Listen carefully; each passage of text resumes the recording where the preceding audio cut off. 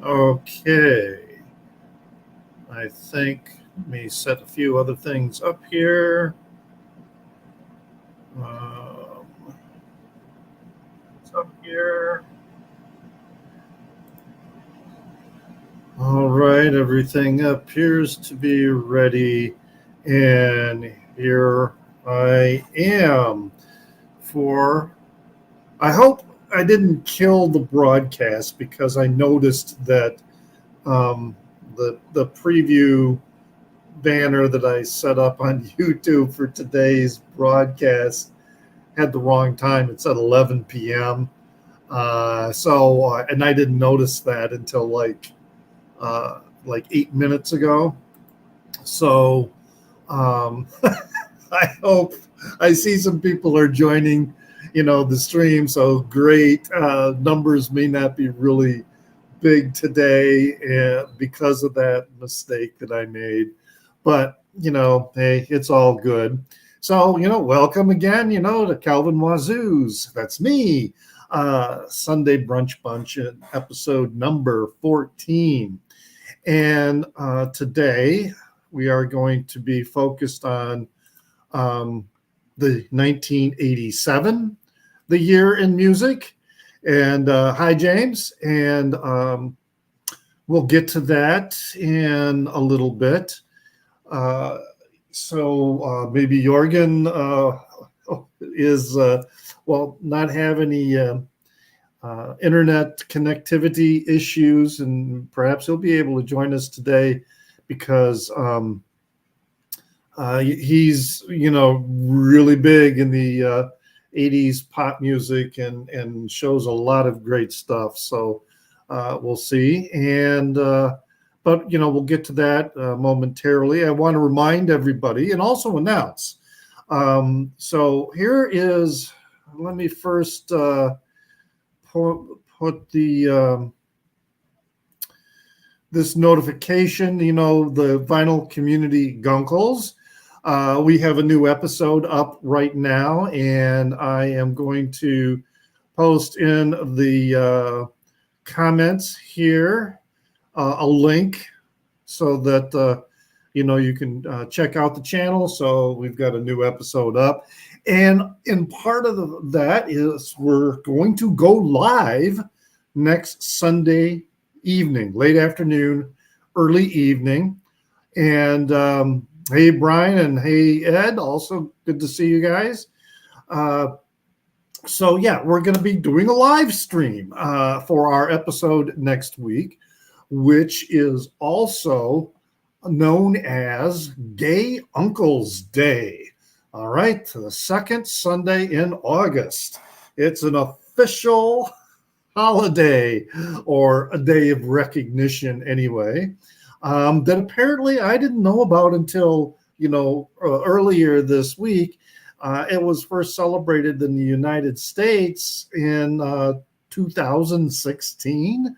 All right, so it's been around for 8 years now, and 2016, 8 years, right? No, 6 years. 2016. All right, yeah, we gotta get the math right.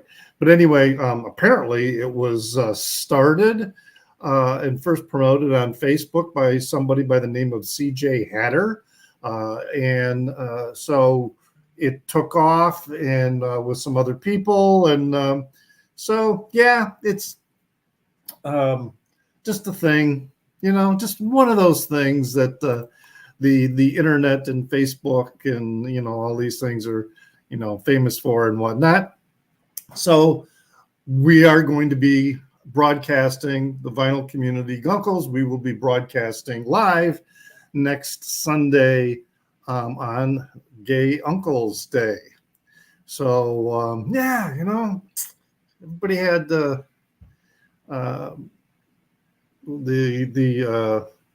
never mind. So check out our live stream that is up right now. And let's see what else before we get started on the year 1987 that I wanted to cover. I might, I might have a hard stop. It depends on if it's raining. It's going to be raining off and on, but there's going to be a clinic here in Chicago where they're going to be offering monkeypox vaccines. So I may, if it's not raining or whatever, I may go stand in line, for that, and because I want to be in line early.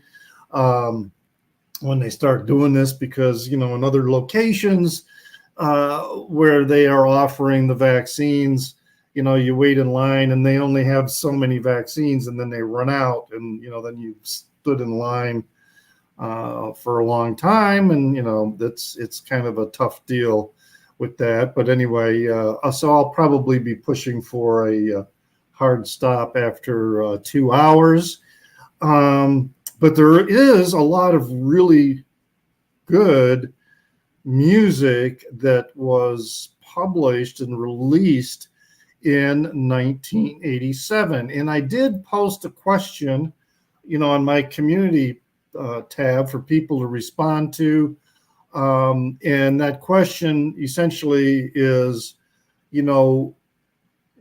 was there a particular band or musical artist that you believe their best material, their best record was of their entire catalog was released in 1987?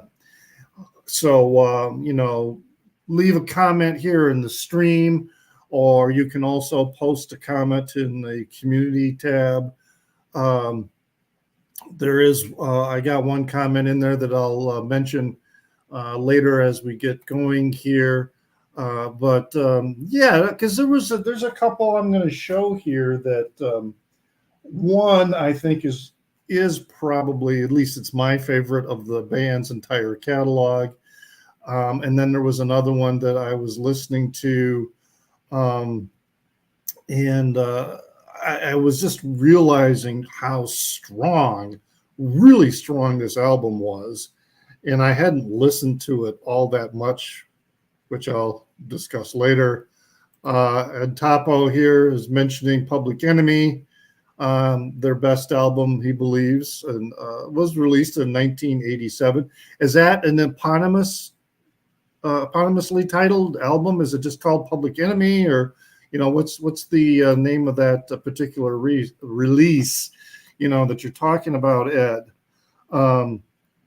And I believe it. I've told this story a bunch of times, but I think it was Public Enemy. They were having a show here in Chicago many years ago at the Aragon Ballroom, and the opening act was Sonic Youth, and Sonic Youth was so loud that the crowd, and they were fairly unknown, the crowd, which was there for Public Enemy, was just absolutely stunned into silence.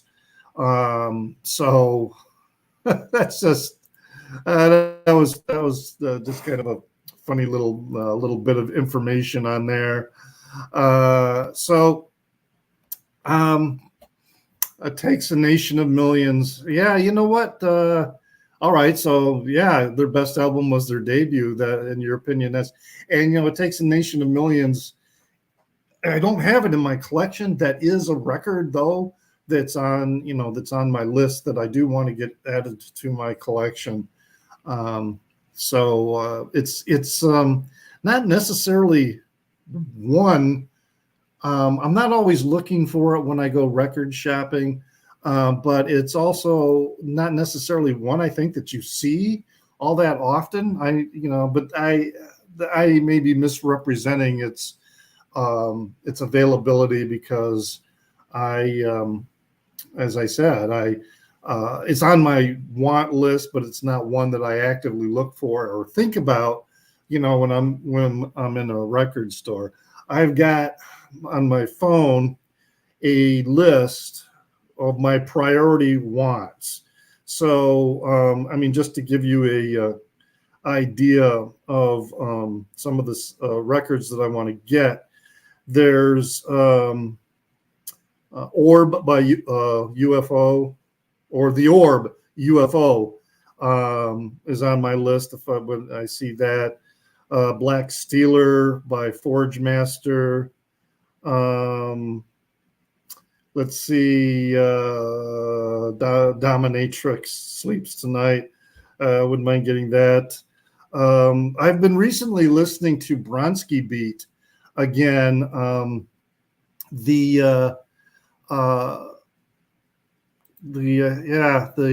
Sister Great debut from '87. I've been listening to Bronski Beat a lot lately, particularly the song from the release Age of Consent, which is a release that I would like to get. I don't have, but Small Town Boy, I've been listening to the various mixes of that song, and so that's on my list to get the 12-inch mix and the Eurodance 90 mix. The Horrors, the British band The Horrors, not the one from Cedar Rapids, Iowa. They're on my list. And some records by Cabaret Voltaire, the Ponies. I have been trying to get a Ponies record. They're a band from Chicago. I think they're kind of, more of a hard rock band or whatever. There's a couple of their records, but they're very rare, and you probably didn't have a lot of records pressed anyway, but Laced with Romance and Celebration Castle and Turn the Lights Out. Those are 3 releases by the Ponies. I'm off and on Lava Land by the band Piglet. I mean, I would love to get some Piglet, but they're really expensive and rare.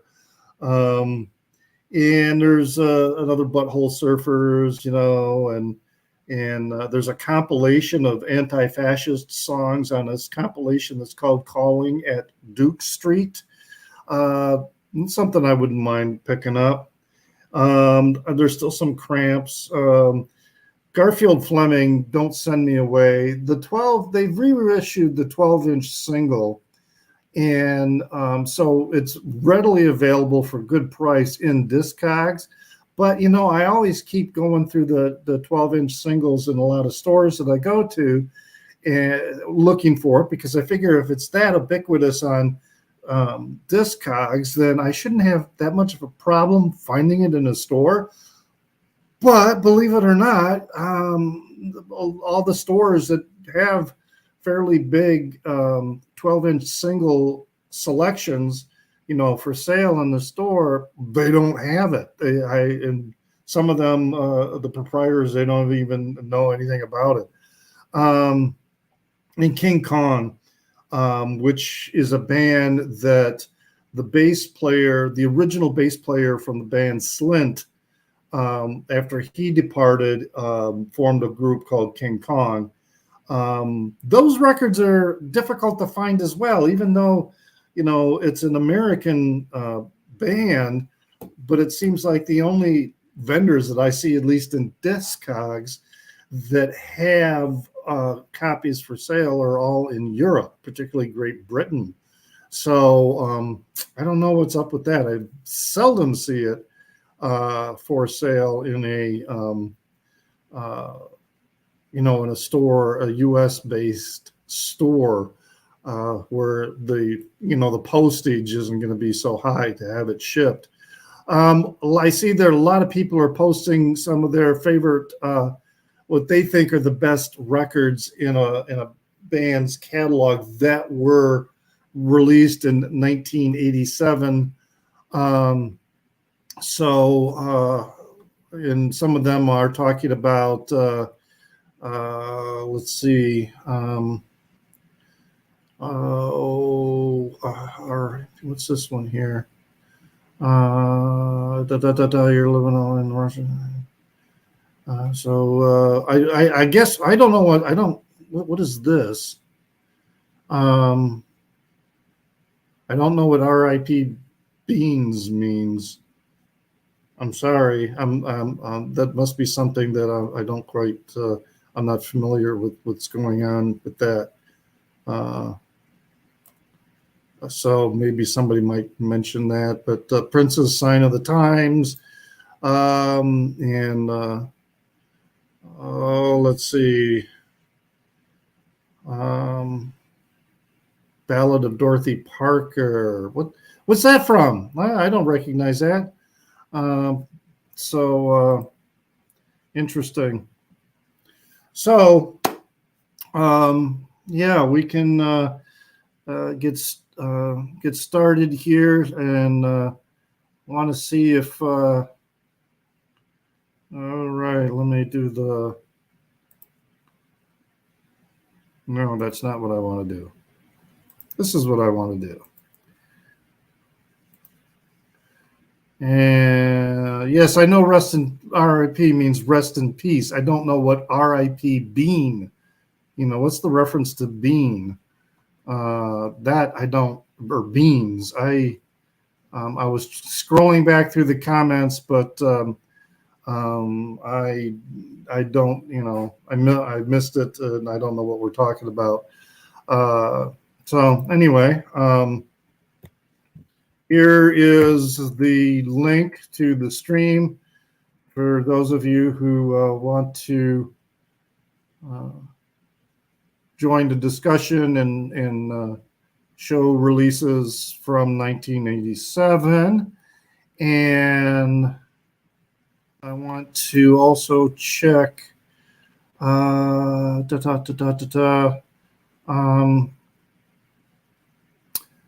okay, yeah, I don't think I need to run that banner at this time. And all right, welcome, James. How are you? You can hear me. And look at that. Your mic worked the first time that you tried. Yeah, sometimes StreamYard screws it up. So I'll explain what rest in peace Beans means. Beans is a friend of ours in the VC. His real name is Kevin Reed, and he passed away on Friday night. So okay. We've been all doing tributes to him and stuff like that. And okay. Well, I don't know him, so but all right. Now I've got 9 things to show today. I got a good stack of CDs, and I got 2 albums. All right, great. So yeah, there was some interesting stuff that was, I pulled out my 1987 albums that I have, and it was kind of interesting listening to some of these, because a few of them I really hadn't listened to in a long time. And so it was great to listen to them again and remind myself, yeah, I'm glad this record is in my collection. And other ones, some of the other ones, I really started thinking about, wow, there's a lot more to this record than I remember. So just a little heads up on that. I'll be talking about that. Well, I'll let you start things off, James. What do you got to show us first? Well, I'll leave the CDs for last. I'll go with the albums first. So instead of me typing it in, I'm going to show you what my favorite album of 1987 is. Uh-huh. And that is U2, The Joshua Tree. And let me take it out of the sleeve. It'll be easier to see it. And JJ VCLT'd this to me, by the way. And here's the gatefold. Oh, you have it too. Oh, wow. We can both show it up at the same time. Nice. Cool. So here's the gatefold. And my all-time favorite song is With or Without You. That's my favorite on this album. But they're all great songs, and I love Bullet the Blue Sky. And Larry Mullen Jr. is he's a great drummer. I love his beats. He's got some good beats and rhythms. And because I used to sing in a church choir, when we do 4-part harmonies, I can concentrate on one part of a song and just listen to what I want to hear instead of all the instrumentation going on in the actual song. I can listen. If I want to listen to drums, I just concentrate on the drums. If I listen to the guitar, I just concentrate on the guitar and stuff like that. I can do that. I can't read music, but I can hear things. So I'm smart in that way with music. So that helps. So Joshua Tree is my favorite album of 87. There you go. So is your copy the gold vinyl one, or is it the black vinyl one?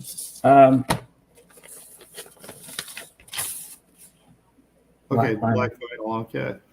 Yeah, I picked up the reissue that's on the gold vinyl. Oh wow. So yeah, this is it's not my favorite album of 1987, but it is my favorite U2 album. I think one of the remarkable things about this album is the versatility of the content, in that, and I talked about this before when I showed a U2 album, when the album Boy, that was released. The record, the album, well, U2, they come from, they're Irish. It's a Catholic country, so they're very much, they're very Catholic. Let's put it that way. Now, I'm not saying that they're necessarily devout Catholics and devout practitioners, but that whole world vision really fills their lyrical, and their content and their music.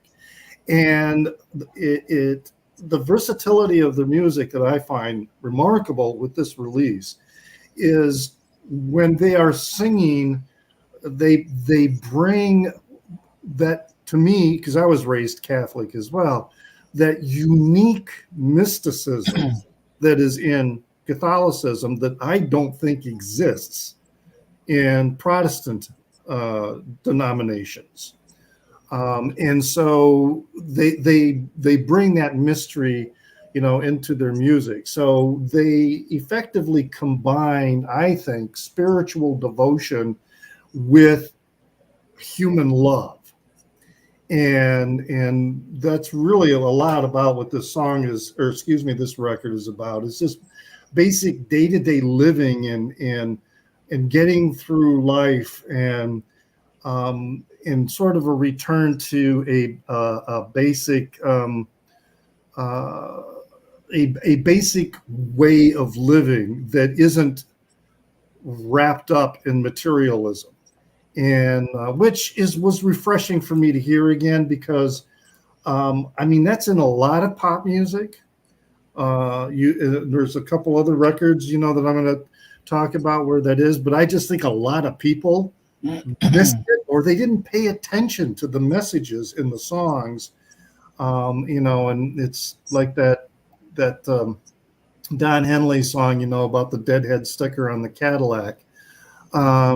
It is, they were sort of on the Christian rock scene, quite, they were associated with that, but I really don't think of them as a Christian rock group. I do think of them as being influenced by their Catholic culture. That for me is definitely in there. But I don't hear proselytizing in the music, and so it's just a much. This album is just really good at being open, and being the music, you can accept it in a very non-confrontational way. It because it does deal with spiritual matters, but there's no way U2 are what some people might call papists. All right, they're not. I wouldn't be surprised if they don't go to church at all.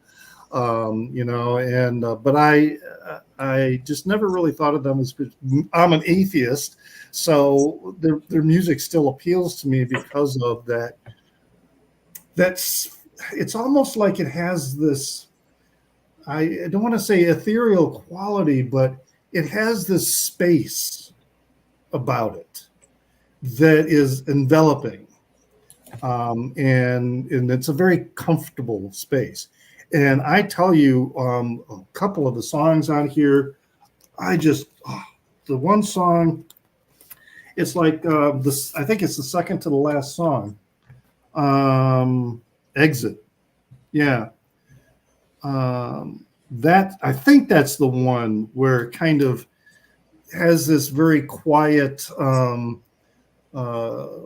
quiet beginning, but then the Edge just jams like crazy on the guitar, and that's another thing I really liked about the Edge is his very simple guitar playing. I mean, he doesn't play huge flashy solos, but he can do things with that guitar and create sound that is also just great sound and great rhythmic utterances, I guess you could call them. But yeah, great album. I really, really, really like it. So double album. I mean, it's with so many great songs. Running to Stand Still. Of course, with or without, you got tons of radio play. And also, I still haven't found what I'm looking for. I mean, yeah, they're very, very catchy, but some of these other songs, Red Hill Mining Town, In God's Country, Trip Through Your Wires. Oh, I love that song, Trip Through Your Wires. That's great. That is really, really, really excellent. And I really like the song that ends the album, Mothers of the Disappeared. Yeah. It very much reminds me of of a river emptying into the sea, which is kind of the theme in the song. Which one is it? Bullet the Blue Sky, Running to Stand Still. Maybe that is the song.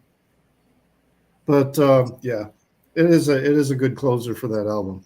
So I agree with you that that this was a great album, and yeah, I had it pulled out, and I really did enjoy listening to it again. It is one that I pull out on occasion. It's not something that I haven't pulled out before because it is, and they had good stuff after.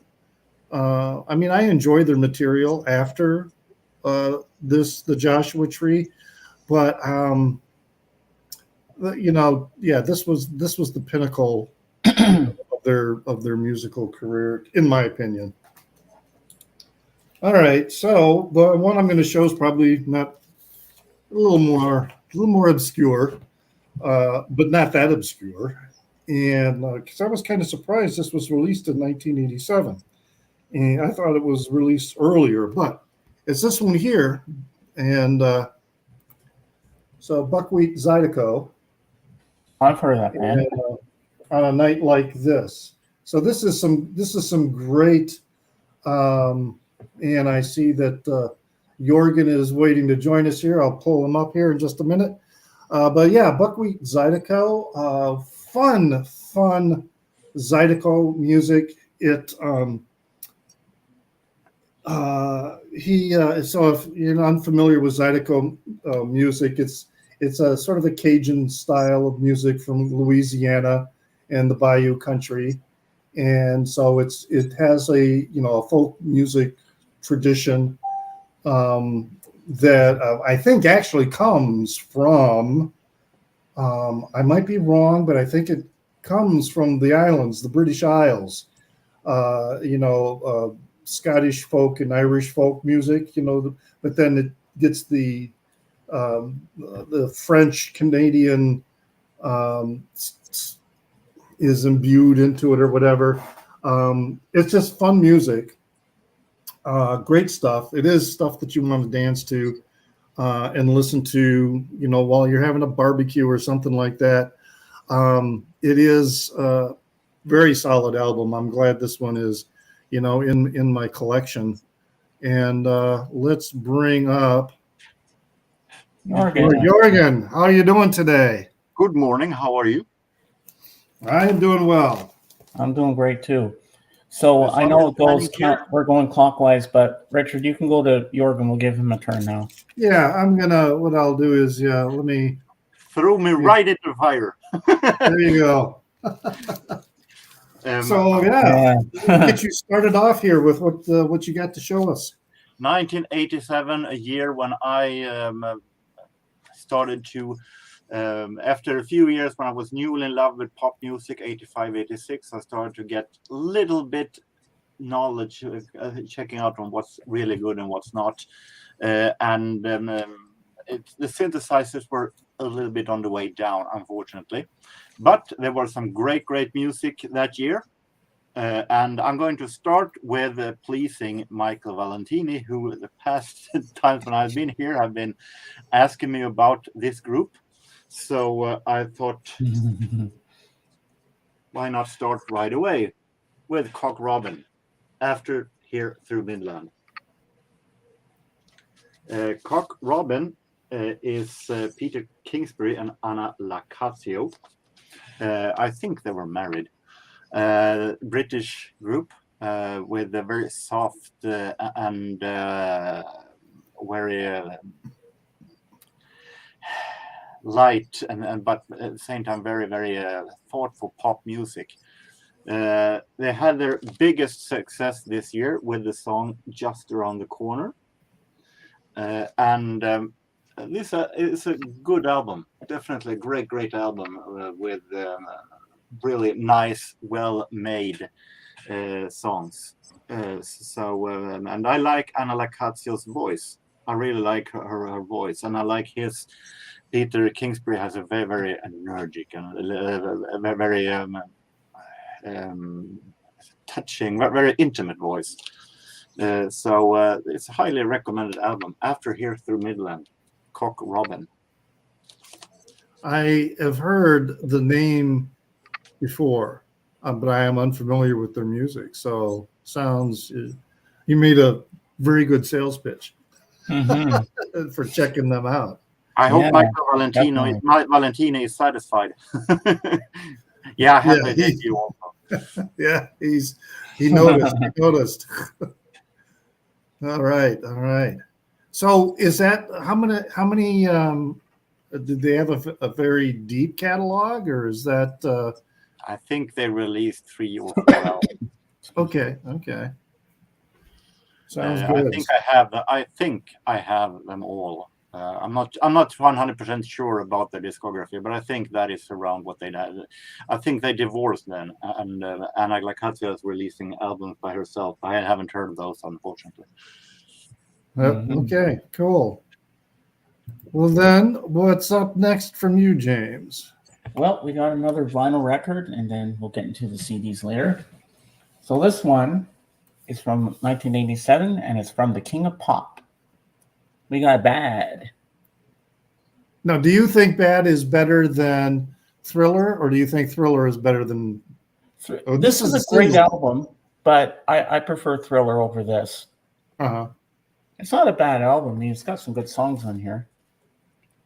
If you can see that. There we go. I love Smooth Criminal, and the video for that is really cool. So here's the gatefold. If I can get this thing open. Actually, what I was thinking of was Off the Wall, not Bad. This is I wasn't thinking of this record. I was thinking of Off the Wall. Him dancing and his dance moves. Show you the album itself. If I can get this out. We got the lyrics. I'll never forget Weird Al when he did his parody of Bad, I'm Fat.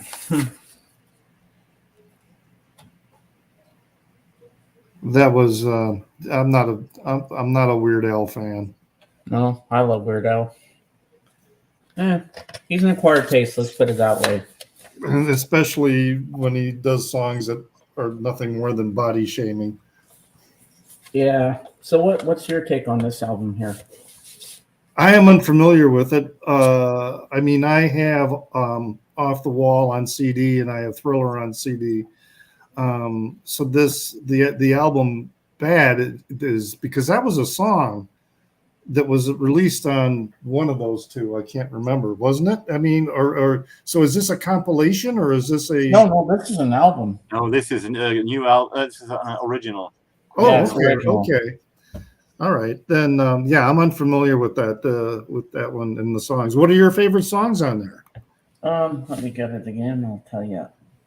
My favorite songs are "The Way You Make Me Feel," "Man in the Mirror," The Man uh, in the Mirror. I know that song. Yes. "Dirty Diana," and "Smooth Criminal." I'm a huge fan of both Off the Wall and Thriller. I'm not going to say that Bad is a bad album. It's a good album musically, well made, and of course it is Quincy that produced. What else? The Right. problem is that every single, almost every track without two, I think, was made as a single. And those singles were played over and over and over again, and which means that even before I even had a chance to get the album, I was so sick of that album, of hearing everyone. Bad, the single, I can't listen to. I think it's so overplayed. I like Great. Leave Me Alone. Leave Me Alone is by far the best song of the album. It's a good album, but I'm very, very tired of it because of all of the singles. Hey, Craig. Yeah, I get, because the reason, when you describe it that way, that they were all singles and probably they were released before the album was put together, right? No album was Pretty much. released 1987. This time span for All for the the singles then singles came afterward. Leave Me Alone was and Liberian Girl, I think, was the final singles. They were released in 1989. Okay. But maybe the reason I'm kind of thinking of it more as as a compilation instead of an album is I'm hearing from you also that the songs are not individually, they are probably really good, but they don't work together as an album. Maybe is that one way of looking at it? Depends on how you see it, because Bad is a regular disc soul track, while Right. like Dirty Diana is a much more rock funkier stuff. So it is also, and it is a lot of ballads. You have those soft "You Change the World" songs like "Man in the Mirror." And then you have the Way You Make Me Feel. That is a pure disco soul track, also a great one. But it's definitely. No, I think that was "I Just Can't Stop Loving You." That was with Taylor Garrett. But I think that it fits together pretty well for Michael Jackson. But it's also a little bit. He's trying new atmospheres instead of what was on Thriller and Off the Wall. That was pure soul, Quincy Jones. Here he's trying new areas. Gotcha. Mm-hmm. And maybe not all fits him, but it is very well made. But as I said, when the singles comes out and each and every one of them becomes huge hits, then you're getting tired of it. Okay, I didn't know that. But you mentioned a very interesting thing in Topo that I didn't know, actually, that my favorite organist, Jimmy Smith, is playing on Bad. I never knew that. Well, now we know. All right. Well, now I am going to show this one because I bet you Jorgen is going to show it. So I'm going to try and show it before he does. And this is one of the records that when I was listening to it again, I was just really blown away by how seamlessly it went from track to track to track. And that's Music for the Masses, Depeche Mode. For a long time, I remember listening to Depeche Mode at that time, but I didn't have any in my collection. And I'm finally, putting it into my collection. But it's just one of those records that, from the opening track, I remember the video too, because isn't the video of Never Let Me Down Again where they're riding around? It's a black and white video, and they're riding around in this one of those tiny mini cars that are like not shaped like a Volkswagen Beetle, but it's got that very round bubble-like shape. Another Anton Corbijn video. Yeah. So, but right from that opening track, and then the other songs are just, to me, they're very deep and contemplative, and interesting, like the songs, The Things You Said, And just I really like I just like all the songs on it. It just flows from one track to the other. And there's a couple. I have one other Depeche Mode record in my collection now. There is another one that's on my want list. What's it called? All I can think of is Demolition, but I can't sing. It's not Demolition. It's not Destroyer. It's oh, come on, Depeche Mode fans, you know what I'm talking about. I never heard of the albums Destroyer and Demolition. Right, because they're not. Those are the only D words that are coming into my head right now, and trying to think of the name. But it's like another one. It's supposed to be like no, not Construction Time again, not that one. Oh God, it's all right. I'm gonna have to look in my phone because I know it's in my want list on my phone, and unless somebody comes. The Delta Spirit. Oh no, where's my Depeche Mode? Oh, never mind. It doesn't start with a D. Okay, that makes it easier. That makes it easier. Yes, this is the one that I'm thinking of. Violator. One of my favorite albums of all time. Yeah, I need to. There were a couple reissues of Violator that came out, but wow, talk about a pricey reissue. I mean, some of the stores I saw that it was in, they were asking like $40 for it, and I'm like, God, what the hell? I mean, it's just a reissue. To me, there was nothing special about it, but yeah, Violator is the one I want to get. So, but I do love music for the masses. This was a reissue, as well too. It's got that particular label on it. I don't even know what the original label looks like. So, I bet you got it sitting right there, don't you, Jorgen? Yeah, I was going to say to Craig that you mixed their two latest albums together. We both Delta was their second latest, and Spirit was their latest. So I'm continuing with the same fact then. Yeah, the same fact.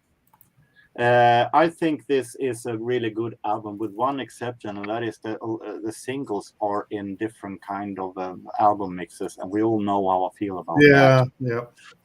And that is the downside. I think Behind the Wheel, they could have put in the single version, because the single version Behind the Wheel is so magnificent, it's mysterious, it's dark, and so on. Strange Love also. But it is a Depeche Mode walking into even darker paths. You have Strange Love, that is a song about sadomasochism love. And it is a great, very well made album. Not my absolute favorite, but it is a really great album. And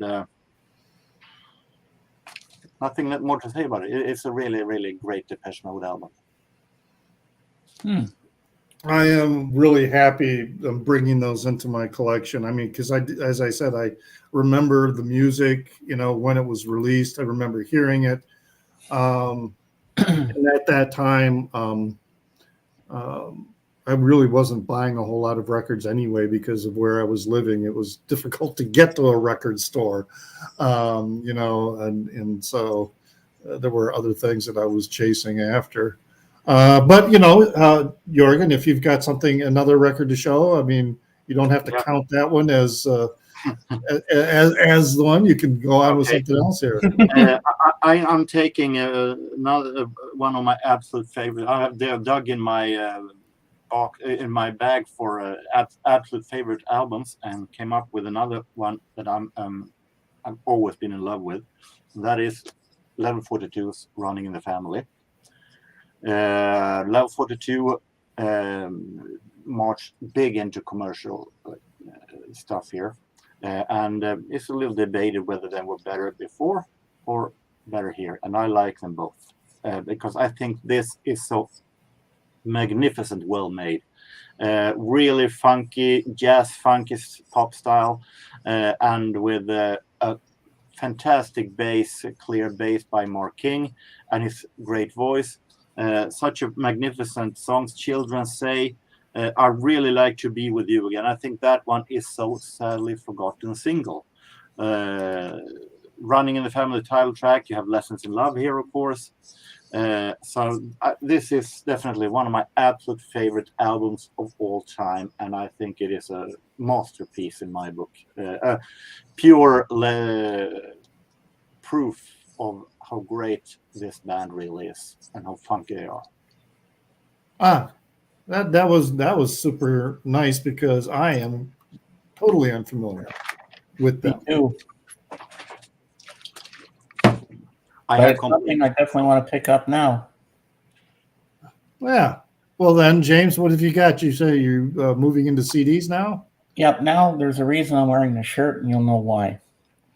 Oh, I can't imagine. This is a Rolling Stone CD, right? No. You know where I'm Beatles going album now. came out that year. Okay. Please Me, the Beatles. Because they were all coming out in 1987 on CD for the first time. So here's all the track listing. I thought you were going to pick out George Harrison's Cloud 9. No, I had it on cassette, but I lost it years ago. I wish I still had that album. That was great. Yeah, this is a great album. I love Anna Go to Him. It's a cover. I just love the way they do it. And at the end, apparently, what's his name? John Lennon had a high fever, and he had no voice left, and he was trying to sing Twist and Shout. But he did a good job. I like their version better than the Isley Brothers for some reason. I think it's more rockin' and better. Don't you think? Oh, let me show you the actual CD itself. There's the lads. So that's Please Me. Was that a special compilation that was put together, or was it originally released that way? That's the way it was released, but they have other forms of it, like Twist and Shout album. That's another thing of it, and they have different ones but if you look at the track listing, it's kind of the same. It's like, wait, that's Please Me all over again, just a different jacket and a different title. Okay. I'm going to go into a couple, not at once. I mean, I'll do them in separate turns or whatever, so to speak. But this one here is a solo album by a person who played for quite a while with Frank Zappa. And this is Patrick O'Hearn, who is a synthesizer. He plays synthesizers and he plays bass. He was primarily a bass player, I believe, with Zappa. And I happened to see this in a store. And so I thought, hey, I'm going to pick this up because it's in, there's a big seam split here with the cover. But the record itself is in really, really good shape. And wow, this is a really good album. I was kind of, it's definitely, music of 1987. There's a lot of synthesizer influence in here that he's doing, but it is, it's got both a really nice pop edge to it, but it's also has, he's really showing some chops that I knew he had as a bass player with Zappa, but just his whole expansion on his own and what he was doing on his own. I mean, there were several musicians at that time who, there was Terry Bozzio, who started, with his then wife, starting Missing Persons, which included other former Zappa players. I can't remember if Patrick O'Hearn was also on that first Missing Persons record. I have that, but anyway, yes, really, really amazing record. Some solo material I keep forgetting that Zappa had such outstanding musicians play with him that when they released their own solo material after playing with him, that it's really, by and large, always excellent and worth picking up because they're, as I say, they're outstanding musicians. And in this case, the orchestration and the songwriting, I think here, produced, composed, and arranged by Patrick O'Hearn. So, I mean, he's playing just about everything on here. Every instrument, there, with a few exceptions on a couple songs. He's like Brian Ransom is credited for playing the whistling water jar. So kind of interesting. But yeah, so I never heard of him. Yeah, if you ever see this, it's not going to be an expensive record, which, because it's kind of, unfortunately, this was oh my God, be careful, it was digitally recorded and it digitally remastered, or digitally mastered. So, but it's on vinyl. But anyway, it is a great sounding record. I mean, just on not the sound quality, it's a great sounding record. But yeah, he is an outstanding musician, and so yeah, there was. I had heard kind of tangentially that he did some like new agey kind of stuff, but this, I don't know if this. I don't think this qualifies as something like that, but to me, it's much more synth pop style. And just really, really good stuff. So, yeah, check it out. I mean, anyone who's played with Zappa in their solo careers have pretty much done really outstanding work. And it's unfortunate that a lot of them didn't get a whole lot of recognition, after playing with him. I mean, there were a few exceptions. I mean, the Lowell George went on with Little Feat, and Jean-Luc Ponty, already had a really stellar musical career, I think, even before he started playing with Zappa. But anyway, good stuff, Patrick O'Hearn. All right, so Jorgen. This may sound like a cheap plug, but it isn't. After all, you choose the year, and this is an album I have to show them. It is Pet Shop Boys, actually. Oh, I had that one to pull too. what I actually then I'm getting back to you. You're picking one of mine, and I'll pick one of yours now. Yeah, there you go. We're even. But recently, yesterday, I put up a video where I ranked my top 10 favorite Pet Shop Boys songs. So that is why it's not a cheap plug, but you choose the year, so I had to have it. But it is right there on my channel if you want to see it. But this is Pet Shop Boys' second album. And hi, George. And checking out some newer areas a little bit more than at Please. That was going to show last week if the company, my internet provider hadn't disturbed me. But it is a great album. I'm not going to consider this their absolute best album, but it is definitely a great, great album. With a whole lot of great songs. It's a Sin and What Have I Done to Deserve This, and so on. This is a special also because while this was released, they made a performance at a tribute show where they attributed that it was then 10 years Elvis Presley had died, 1987, and they did a version of Always on My Mind there, and it got so big that they were forced to release it as a single, even though it wasn't on this album. So they made some new releases of this album with Always on My Mind song on, but they also released this bonus double pack with both the album and the 12-inch of All Over My Mind in the same pack. Okay. So this is a great album. Very great melodies and a classic. Pet Shop Boys classic. Nothing more, nothing less. Yeah, the copy that I found, you can see is, it was a cutout return or something like that. So, it's not often you see a cutout on a Pet Shop Boys album. I can say that. Yeah.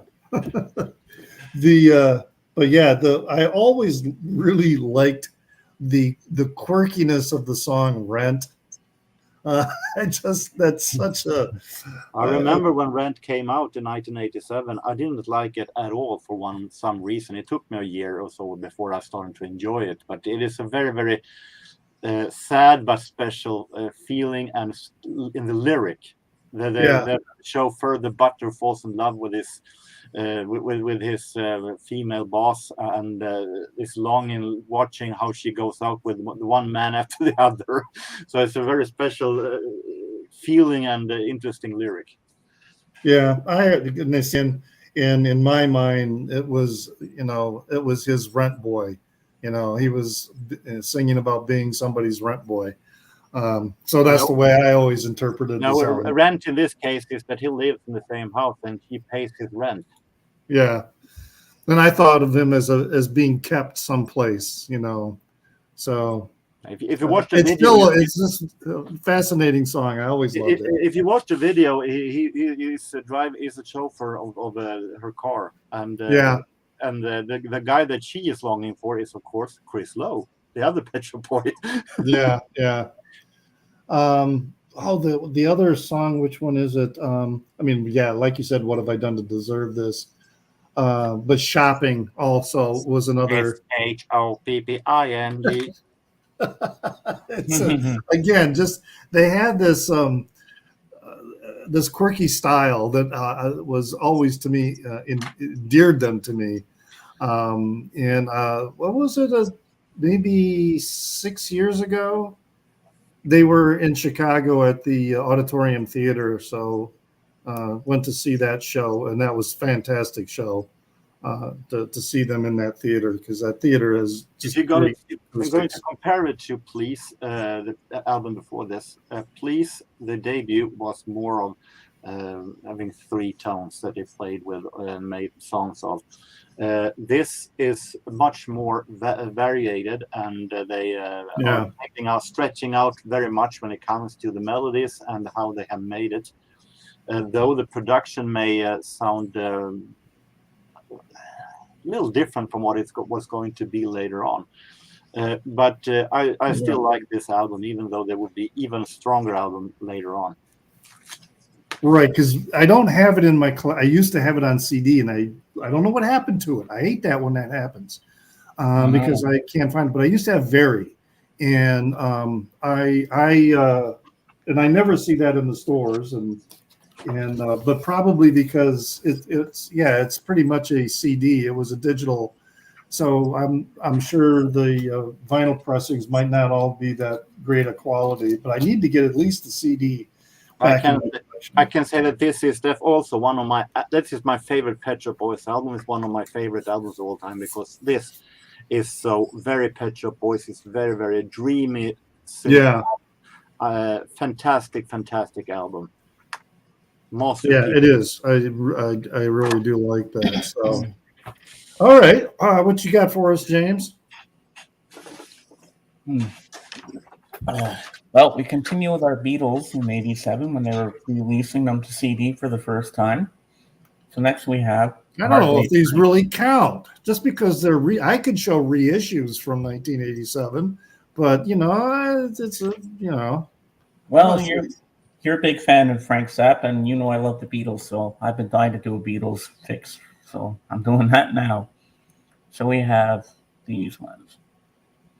Now, what's your favorite song on here? By far, A Hard Day's Night. Mine is I Should Have Known Better. Things We Said Today is good, too. I love the guitar in that one. I'll show you the tape. I can't pick I really can't pick a favorite one on there. I mean, that's a very, very solid album for them. That a lot of really strong material on that. But yeah. And I also have the U.S. pressing on vinyl of that one. Yeah, the new, for a long time, it was the same with the Rolling Stones, with the Beatles, and with Bob Dylan. For those early records, you really wanted to get them in mono. You did not want to get the early stereos because a lot of record engineers they didn't know how to mix stereo very well. Now the stereo mixes that were released in like the last 5 to 10 years of a lot of these earlier recordings are sound really, really great. Yeah. Even the mono reissues, though, I much prefer the mono reissues. And I think the one that I got was a reissue on vinyl. That's the mono mix. A lot of those, particularly with the Rolling Stones, the Beatles, and early Bob Dylan, the mono is the way to go. I mean, all the way up to even my White Album is mono. So the only stereo I have, I think, is Sgt. Pepper's, which is the one I grew up with, the stereo version. And that's not a bad mix, but I do wish I could get a mono of that one. Anyway. So the other one that was kind of related to the Patrick O'Hearn, because they released two records in 1987. And if you know about Adrian Belew, guitar player who was on the Shake Your Booty album, and fantastic guitar player, so good that during the tour, David Bowie stole him from Frank Zappa, and did it. And they had their meeting in a restaurant that they didn't know Frank was eating at. So the secret meeting they were trying to have, the cat was out of the bag. But he had this band called the Bears put together. So this is just really a very good album. There's one or two, kind of slow. I don't mean slow in tempo, but there's a couple semi-clunkers, on there. But by and large, really good recording. And so they released this one on the this was Primitive Man label. But they released another one too. I can't remember which one was first, but the same year, the Bears Rise and Shine. So another Primitive Man label. So Adrian Belew, right? This was actually later in his solo career. He did some solo work that was pre-Bears, and then he's done some solo work, after the Bears. Lone Rhino is for some reason I had it put in my collection, thinking that it was a later. I thought the Bears were first, but no, Lone Rhino was his first one. And the way that I figured that out is he's got a song on they have a song here on this one that is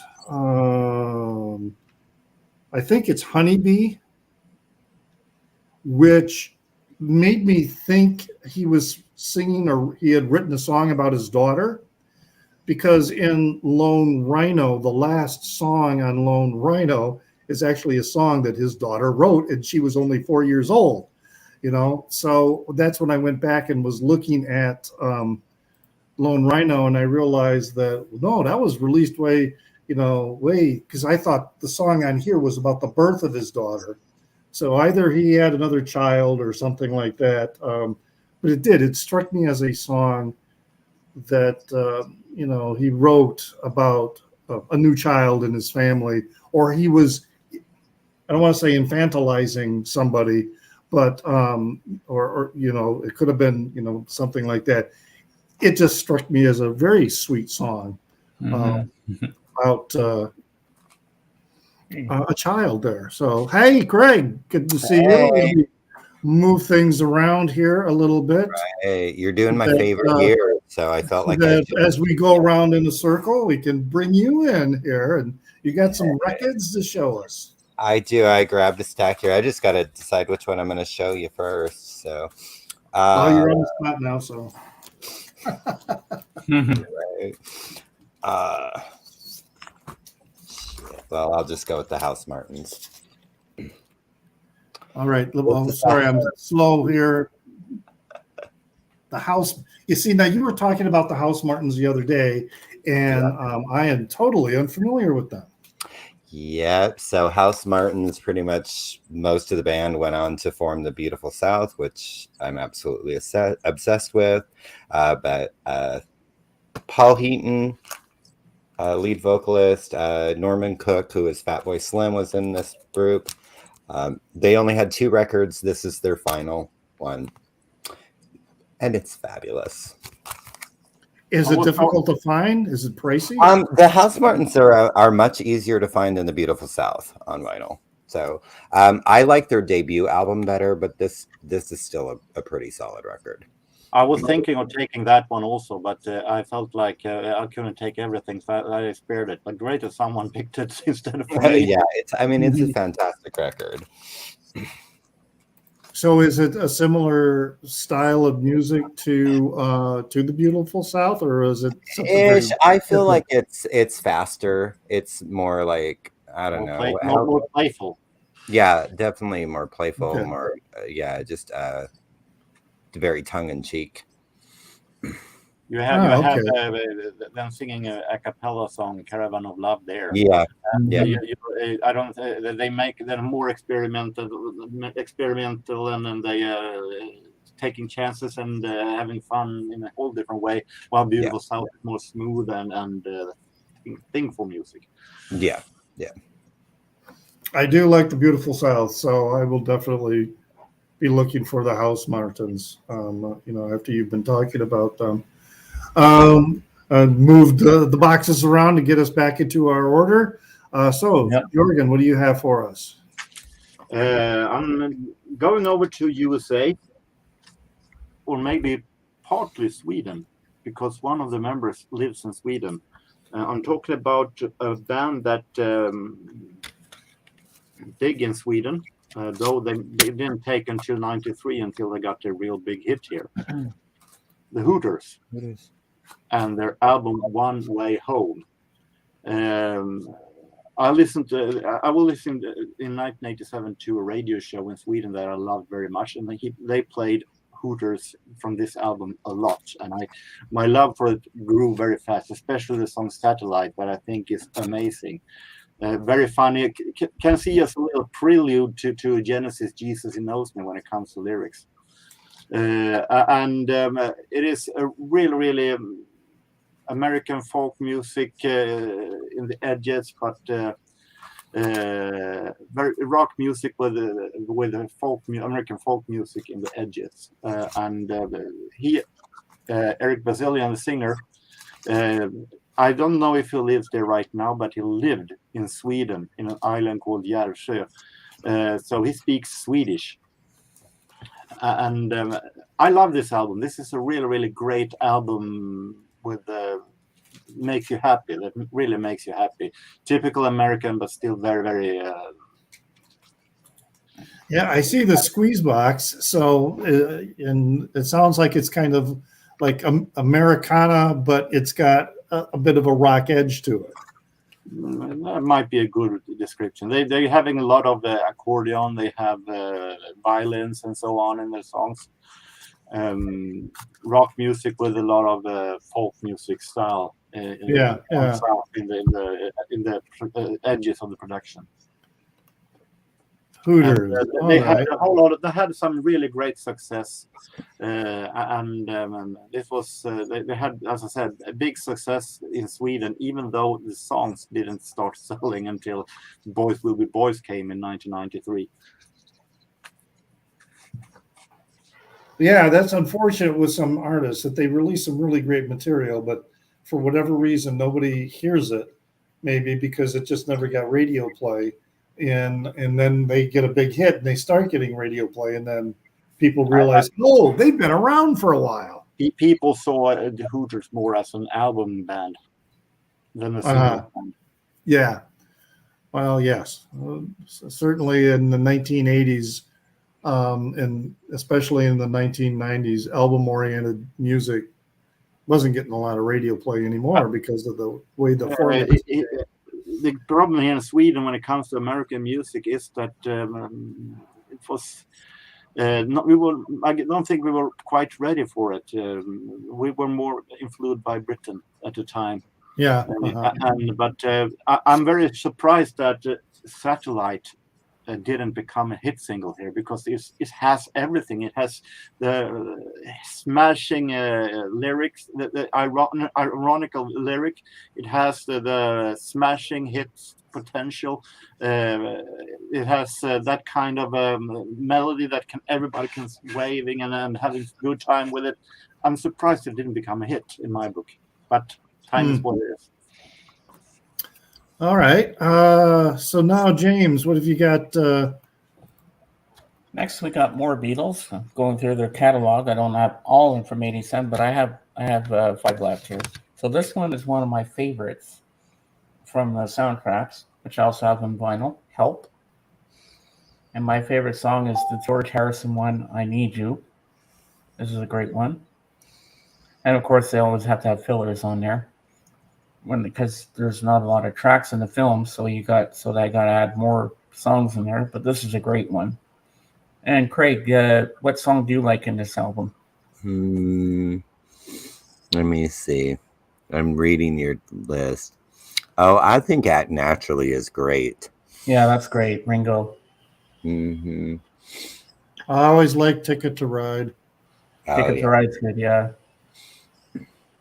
Another Girl is also a classic. I'll show you the disc. There you go. And what about you, Jorgen? I think you know that I'm not the right person to ask about Beatles' favorites, but "Help" is a pretty good song, I guess, even though it's not something I listen much to. Okay. I haven't heard much more than the singles there.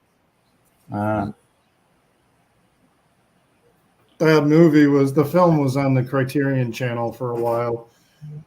Maybe a couple months ago, I remember watching it, and then because when those films first came out, Help and Hard Day's Night, my sister took me to, there was a junior high school that had an auditorium where they would show films and travel logs and things like that. So we went to see those films. So I would have been like 5 years old or something like that. Yeah. Or maybe a little older, but not much older. So I remember it was the first time I had watched a film since I saw it when I was like 6. And what makes that film really unique is how they live in that. They all live in the same apartment, but they go in through the separate doors when they open it, and they all walk into the same place. There was a lot of clever scene compilations put together. Everything. It was a very. I was seeing the film as though the first time again, because there were obviously parts as a 6-year-old that completely went over my head. And watching the film, almost 60 years later, I was like, oh, all right, there was some pretty clever double entendres going on in this film that obviously I never picked up on. So, like with John with the grass there with the little chattering teeth mowing the lawn.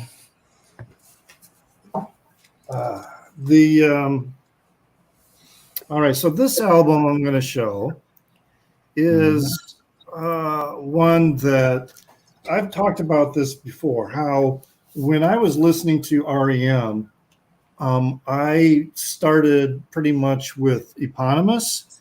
And because I started with Eponymous, I never really went back and checked their earlier releases.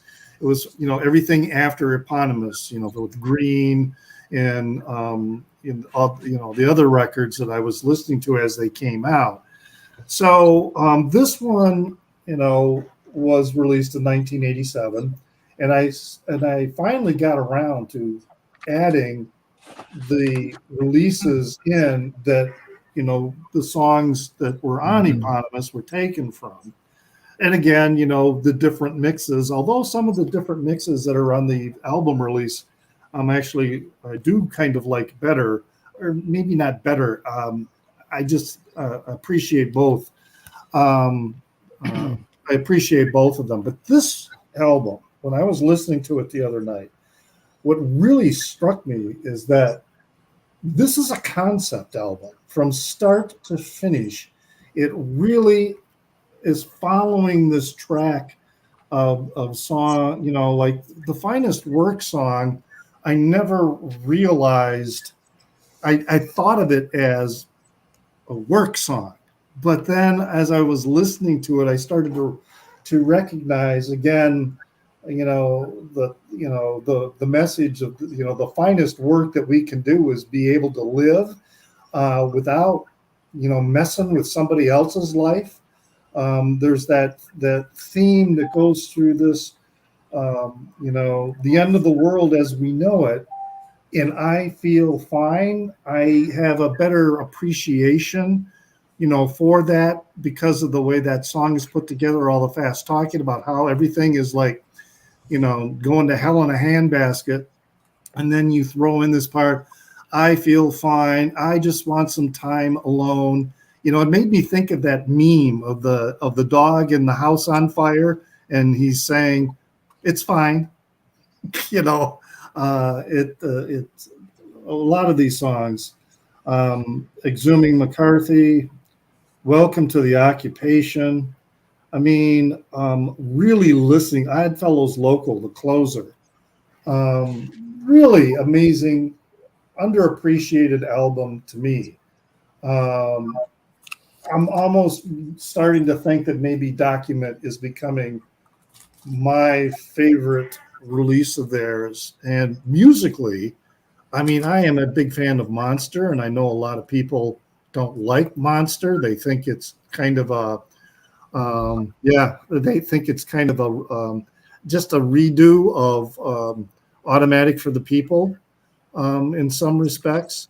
But I do really, really love the music of Monster, and a few of the songs I really love the lyrics to it. The Document, Document is coming out to be a very strong contender. I don't understand how they can compare Monster to Automatic for the People. They have definitely two separate. The Monster is way rockier than Automatic for the People. Right? Yeah. I don't get. Sometimes I don't get why. The hate Monster has. It certainly is a departure from what they more traditionally had done, perhaps, with an entire album. But I love Monster. I'm not going to say Automatic for the People too. I hated Monster when it came, but now as an adult, I learned to like it. I don't think it's their best, but I think it's a great album. As is this. This is also a good album, a great album, but it's not my absolute favorite. But I like it definitely. I'm definitely having what is your favorite REM? I like Up and Accelerate. Accelerate is good. I got to listen to Up again because I was watching an interview with Michael Stipe, and he was talking about the songs on Up and how they were closer to him than any of their other songs. I think he was saying something like that. And I have it on CD, but I haven't really listened that closely to it. I think that's the one he was talking about. I remember when I listened to it the first time. I was sitting at a subway outside in their outside area and sitting eating a sandwich at Subway and listening to the album in my headphones, and I got caught up with it very, very much. Normally, I would think that back in the days, I thought it was way too soft and boring, but now I listen very, very carefully. I get caught up in the music and in the lyrics. So I definitely think that Up is a really, really fascinating and interesting album. That, I think I probably had that same reaction. That's why I haven't listened to it. Is that it didn't demand that I pay attention right away. So I need to give it a deeper listen. So, all right, Craig, we're up to you. Yeah. Okay, well, we'll go with this one because this is the Eurythmics Savage, and in my opinion is their finest album ever, and Annie looks amazing on the cover. The single off of this was I Need a Man, but there's not a bad song on this record. I listened to this like every day for an entire year when it came out. So it's just freaking, from the opening track, Beethoven, I'd love to listen to the closing track, Brand New Day. It's just freaking brilliant. Is this the last one before she went completely solo? No, they had one more. Yeah, they have one more. Yeah, We Two Are One. Yeah. I only have the one, of course now nobody can see what I'm doing. What is it? Touch? Yeah. Yeah. That's the only one I have. I Although I have have a couple dance mixes of some of her songs.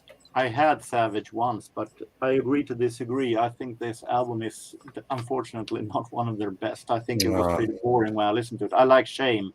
That is a great single, but that's pretty much it. So unfortunately, it's not my favorite Eurythmics album at all. Well, was this on there? Broken Glass?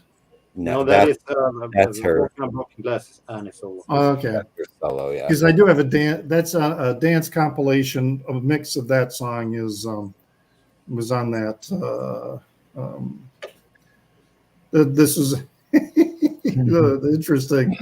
I thought me and Jorgen had polar opposite music tastes, but not Craig is a close contender. But now Craig is a close contender. I want to thank you, Craig, for coming aboard, because that had brought me and Seb closer to each other.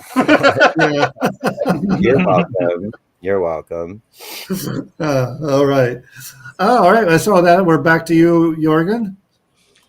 I'm going to show an album that among the fans of this artist, it is considered one of his worst, but I definitely disagree with that. I think it's not his best, but it's a really good album, and I'm fighting for that it will be more positive met when it shows, and that is David Bowie's Never Let Me Down.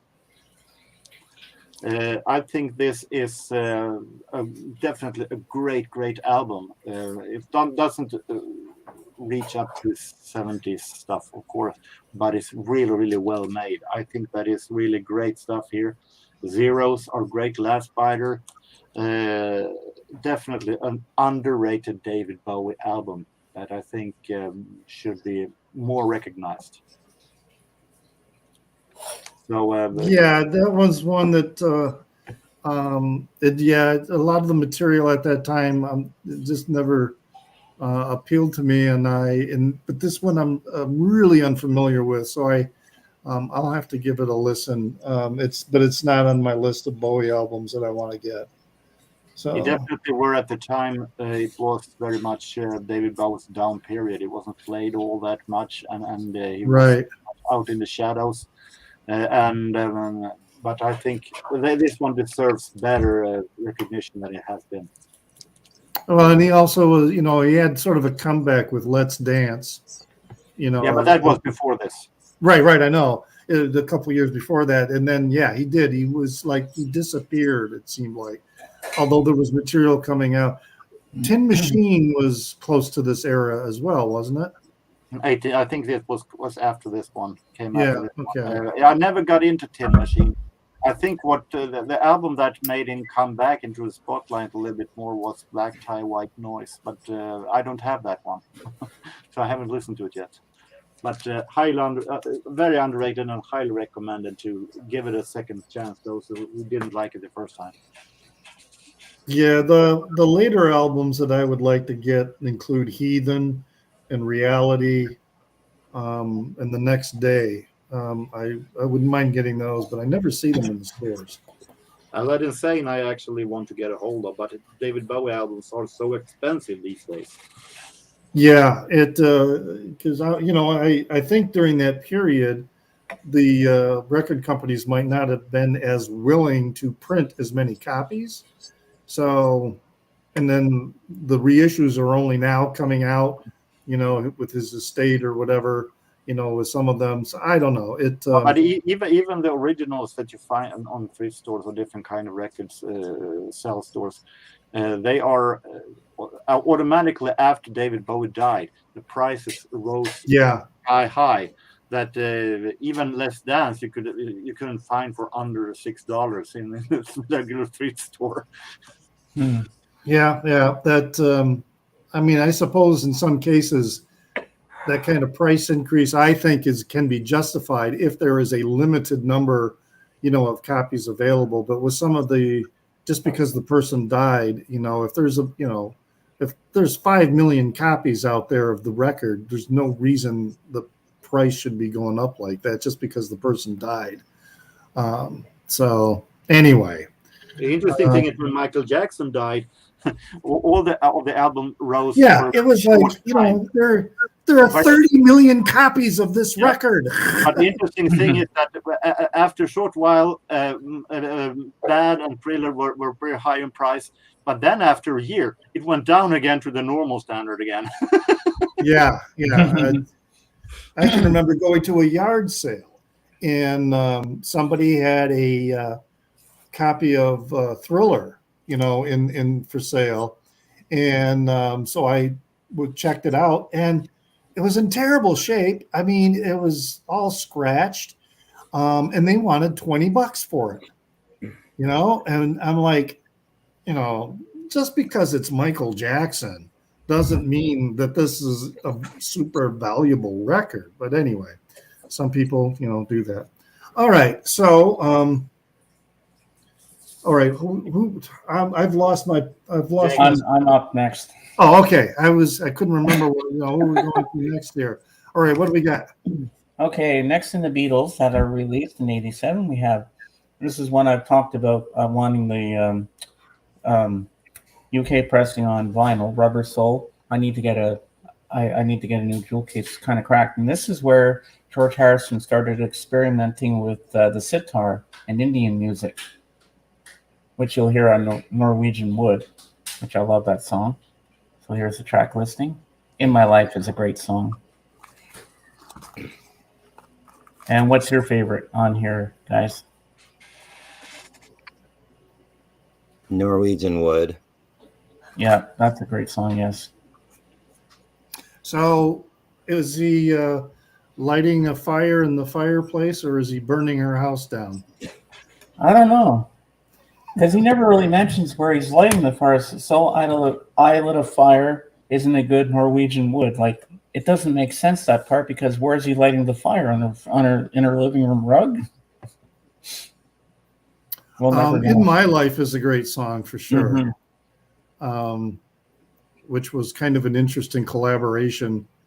I was reading someplace that he and Paul sort of helped him with a couple of the a couple ways to string things together. But read the book Norwegian Wood. Now that is a very interesting book by what's his name, the Japanese novelist. And they made a movie of it. Really, really great film. So if you ever get a chance to see that film, and also read the book, why I can't think. I want to say Murakami, but no, Murakami is the Japanese pop artist who did like the covers for Oh, what's his name? The guy who makes brilliant music, but when he speaks in public, he sounds like a total ridiculous buffoon. The rapper, what's his name? Gary Glitter? The Bear. Are you talking about Kanye? Kanye, yeah. Oh, He did a okay. couple. He did a couple covers for Kanye. The Bear, I think, isn't that one of his albums? Anyway, that's what, he has an album with the bear on the cover. I don't know. I can't stand Kanye. yeah. But anyway, that's Murakami. I'm trying to think of who the author is that wrote the book called Norwegian Wood. Anyway, Ed just put it in the chat there. It's Sergio Mendes. no. No? Sergio Mendes wrote Norwegian Wood, says Ed Topo. Yeah, this is Oh, that's a whole different book. Japanese artist. All right, I am going to Google it. All right. Good. My knowledge about Japanese novel is a little bit limited. Oh, he's it is Murakami. Haruki Murakami. 1987. So an amazing writer and an amazing book. Haruki Murakami is just an amazing author. Yes, I finally figured it out. Yes. Woohoo! Well, then who's the pop artist that I'm thinking of? Tell us down below in the comments. All right. Yeah.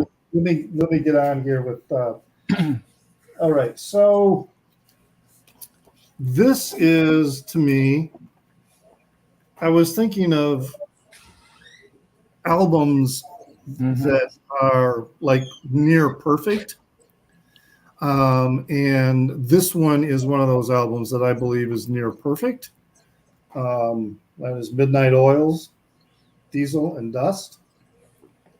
This is an album that when it was released, I was playing it over and over and over. This is another band similar in respects to U2, in that their music contains a spirituality that the tone to me is not very preachy. So the very much advocates for the Aboriginal people in Australia. This is just a solid rocker. It's like, to me, the Who's Next. It is an amazing record from start to finish. There's not a dud on here, in my opinion, and really well recorded for vinyl. It was probably released in 1986 in Australia, and it was released in 1987 in the United States. But yeah. Is that the one with Beds Are Burning? Yes. There are a lot of really, to me, great albums that buy the oil. But yeah, to me, this is like I say, this is a 10. This is an album that's a 10. As what's his name? Anthony Fantano. He's been doing these videos of records from different decades that are 10s. I don't think he hasn't done the 80s yet, but this is a 10. Solid all the way. It's a great record. Nice. I'm not going to. I like Forgotten Years. I think that is a great song, but that is by far the best song. I have a hard time listening to his voice, Peter, whatever his name is. Oh, Garrett. I'm not going to say that they're doing great things ethically and that they are doing great things for the society, but I have a hard time listening to his hand. I have a hard time listening to it. I love it. Yeah. Well, like an addict. Their earlier albums, like the 10, 9, 8, 7, 6, blah blah blah, and then also Red Sails at Sunset. I mean, those are two really strong records as well. And that style of his voice that you're talking about really comes through on those records. But yeah, that song, which one is it? The not Arctic World, but you can't hide nowhere when the torchlight's on. That way, yeah, he really gets that. What song is that? Is that That's not Arctic World. That's Whoa. Whoa, yeah. Whoa. All right, enough of that. Blue Sky Mining is a great one too. I mean, to me, Midnight Oil was definitely one of my major favorite bands of the 1980s. So, all right, Craig. No, maybe I won't be told this one sucks. Maybe I will, but I think The Cult, Sonic Temple. Is this the one she sells Sanctuary? No, that's off of Love, I believe. Okay. No, this is Fire Woman is the single off of this one. And then Edie Ciao Baby was the other single. I just think it's brilliant. And Ian Outsbury they're actually going to be here next month, but like they just played Chicago. Yeah, I'm coming to terms with I will never see them because I can't afford $180 for a ticket. So for The Cult. Oh, I don't think they were that expensive here because they played a pretty small venue. Yeah, it's a fairly decent sized venue. I mean, I can pay like $35, but I'm going to be in the balcony in the way back, and I don't do that because then I'm mad the entire show and I'm not enjoying things. Like I can't be. Right. I just especially a band that I have loved for over 30 years, and it being the first time I see them, maybe late. If it was like not. I'd seen him like 10 times before, then maybe that would be a little different, but I'd want to be like right there to where I could see his expressions. And I think it was perhaps at the Chicago show. There's a video out where he stops singing and he jumps down into the crowd because there's this asshole in the crowd who was picking a fight with somebody and he breaks it up. And then he gets back on the stage and starts yelling at the guy that you don't need to be up front by the stage. You're tall. People can't see it over you.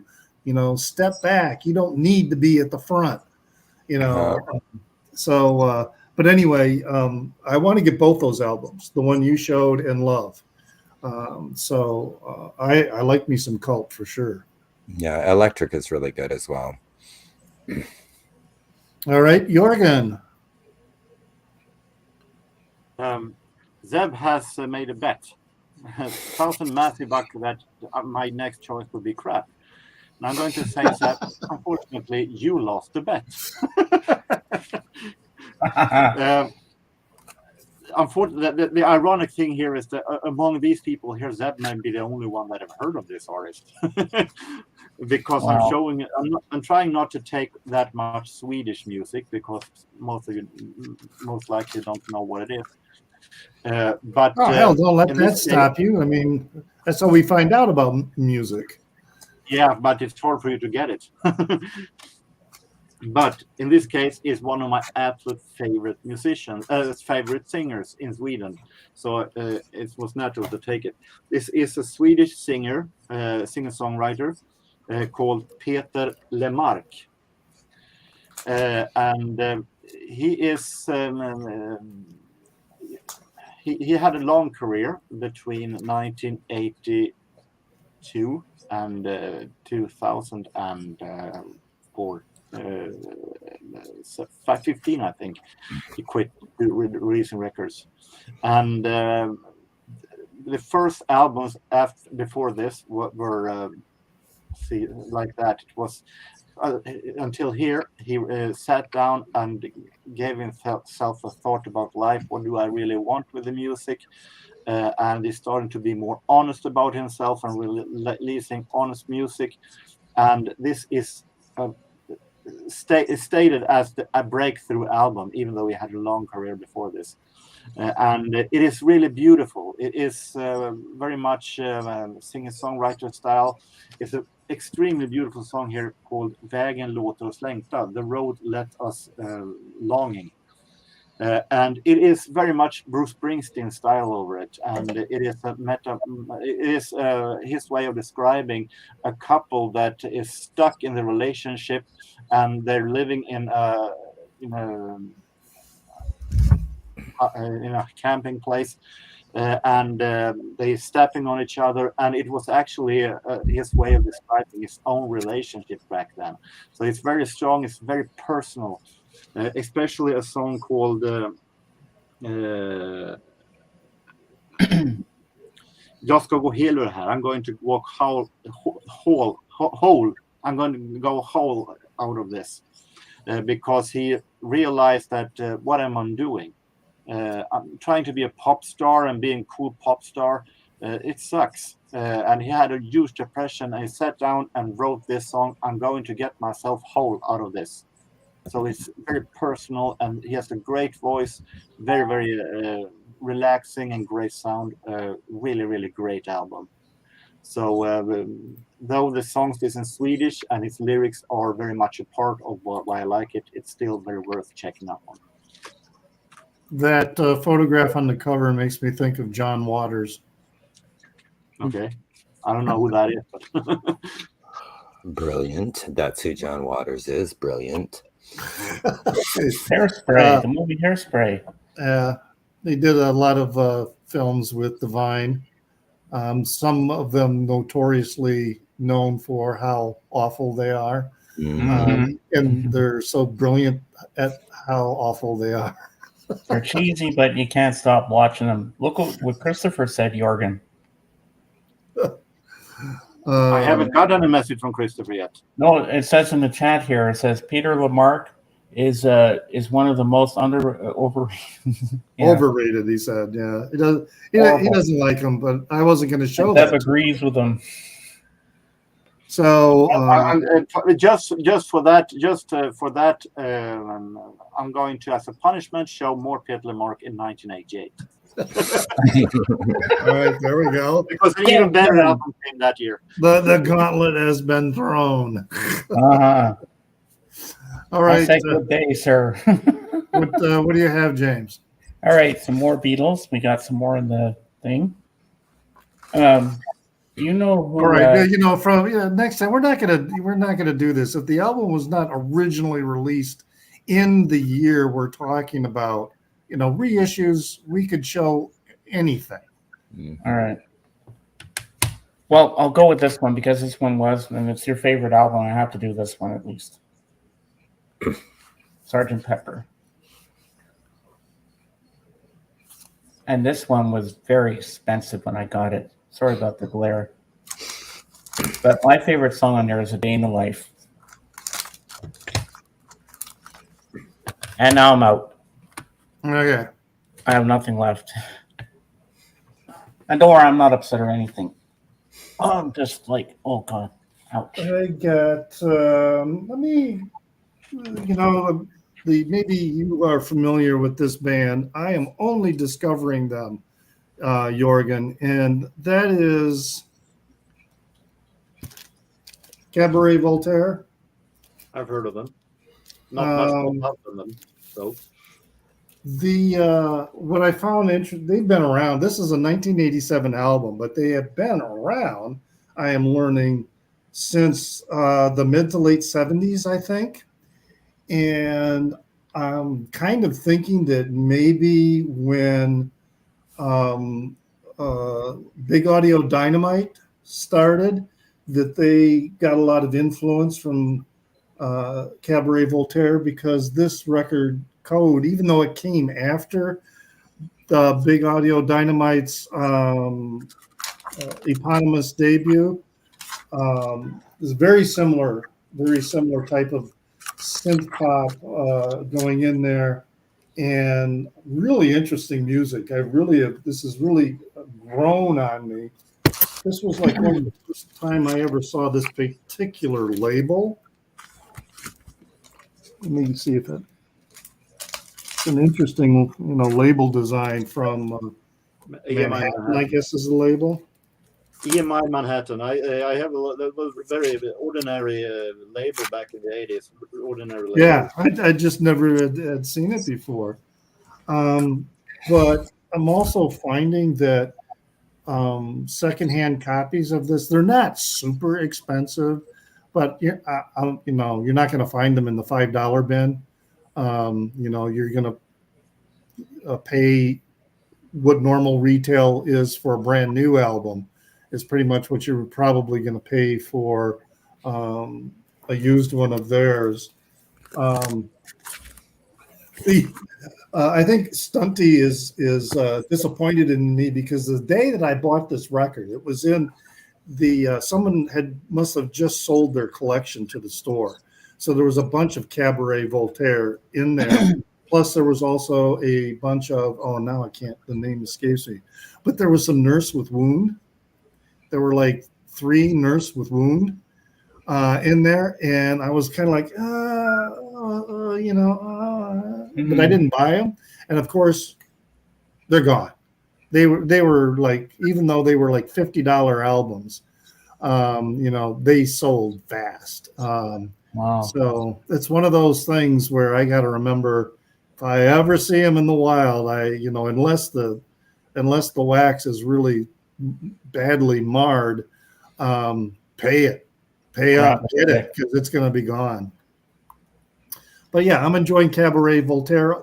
Only one I have. I'm not sure where to go with them next. But I did make a list. I think I did some reading. So I think some of the ones, where the hell am I? Make sure I'm looking at the right list for, I'm going to look for Red Mecca, 2x45, The Crackdown, Shadow of Fear. These are some of the records that I think I would like to pick up by Cabaret Voltaire and give them a listen. So what genre do they fall under? it is at least this one is like a synth pop. So very, very. The little I've heard of them, I would more consider them alternative, but I haven't listened to all that much. Yeah, and I'm not sure if this represents everything, that the style that Alder, because they've got a ton of releases, but this one is a synth pop style, record. Very much, and if you're familiar with Big Audio Dynamite, it does have they are a similar genre with that. So, but I do like it, but I have no idea if they've got a pretty extensive catalog. So yeah, that'd be interesting if they did some trance type electronic music, because I like that type of music as well. So that's one I enjoy on my list. All right, Craig, what have you got? How about Oingo Boingo? See, now this is a band I don't have, and I want to get some. So yes. I need more, but I think Nothing to Fear might be my favorite album of theirs. It's got great matter. Reptiles and Samurai is just like, I love that song. I can dance all day to it. Private Life, Wild Sex in the Working Class. I think Danny Elfman is brilliant. And he did that movie. What was that movie? Not that he composed on it. There was a movie that he did that had Tattoo from Fantasy Island in it. Well, yeah, he was very much into doing, it wasn't just Oingo Boingo. He was involved in a lot of soundtracks and scoring various video products and things like that. I was amazed at how many pots he had his hands in, so to speak. And then I saw some interview where he was kind of, I don't know, he was being dismissive of his material in Oingo Boingo, or maybe there was a particular song that was a big hit he was being dismissive about. I can't remember. Yeah, they are. That's a band that I want to investigate more. They're kind of a quirky band, weren't they? Yeah. Yeah. I mean, very. The movie was Forbidden Zone that I was thinking of, and it's actually, I think he wrote it, if I'm not mistaken. It's really, really weird, and it has like Susan Tyrell is in it, and like I said, whatever his name is, the guy that was Tattoo on Fantasy Island, the little guy. He has a weird name, but really, Yeah. Well, yeah, he was in it. Villachez. He played Danny Elfman was the devil in that film. Yep. Right. I So don't own any Oingo Boingo albums more than a compilation. So I heard not more than the hit singles, but what I've heard of is pretty good. but I don't. It's again some of these '80s bands. There was a lot of material that they released, but you don't see it much anymore. So, especially on vinyl, I should start looking in the CD section because usually the vinyl tends to be too expensive, and the CDs can be a little easier to acquire from that era. Weird Science is a great song. Don't know that one. I think I've watched it once, but I think I was deeply under the influence of something, and I don't remember anything about it. It is from the movie Weird Science. Yeah. Well, it's your turn, Jorgen. What do you got? Going down to Australia, and I assume yet another album that Zeb will most likely hate. But I don't care right now because I like it.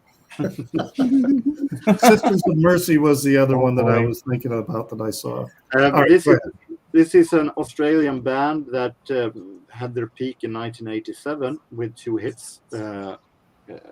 Many consider them though a one-hit wonder. I don't, but still, they're great. Pseudo Echo, love them. I love them. Okay. I know who they are. I love them. I have that somewhere. I thought it sounded like a moaning of disappointment. Oh no! I will probably get crap for it, but yeah, no, I love them. I thought they were great. This is a really great album. It is an album with let's call it synth rock. This little rockier synth pop music, and it's amazing beat, amazing groove in this one. Their most famous hit song is their remake of Funky Town, a Lips Inc. hit. But have some really great songs. So a lot of these songs are remakes from an album, their first album back in 1984, that didn't become a hit at all. Now, when they became a huge selling, they decided to make remakes of those songs. But this is a really, really great, powerful synth rock album with Brian Kenna, a really great singer. Today, sadly underrated and forgotten band, but I really like Pseudo Echo, one of the best bands from Australia. Better than Midnight Oil, in my opinion. Well, I don't know how you go there, but they are good. I was seeing in the comments here about all right. So God in Three Persons. Now my copy says 1988, not 1987. For God in Three Persons. So I don't. Yeah, my copy says 1988. So I'm not sure about that one. And the Snaky Wake, I don't know. I didn't find that. I have a copy of the Snaky Wake, but it is a reissue. And it says 2016 or something like that on it. So I can't remember. But when I was looking up the ones that I have, that one, did not show up, the Snaky Wake. So, which is a really good record because they take is it a Hank Williams song, and they play it like a dirge. to oh, I did see. I'll have to pull it out here. The Snaky Wake. The concert might have been. Let me quickly read here. 6 More Miles to the Graveyard. Hank Williams. Yeah. So, but when this was originally. That's when Snakefinger died. Maybe that's what you guys are talking about. Snakefinger died in 1987. So this might have been released in 1987. It just did not. When I was looking up records in Discogs, this one didn't show up anyway. So I used. Oh, that's a conversation with somebody else. So, but yeah, I use both Google and I also use Discogs, which you got to be careful because sometimes you'll find records that will say 1987, and then, but it was actually released in 1981 and it was a reissue. So it really doesn't count. That always All right, confuses me. the offensive record out of the way. Pretty good record, but yeah, this is the title is offensive. So, Big Black songs about fucking. Oh my god! Great title.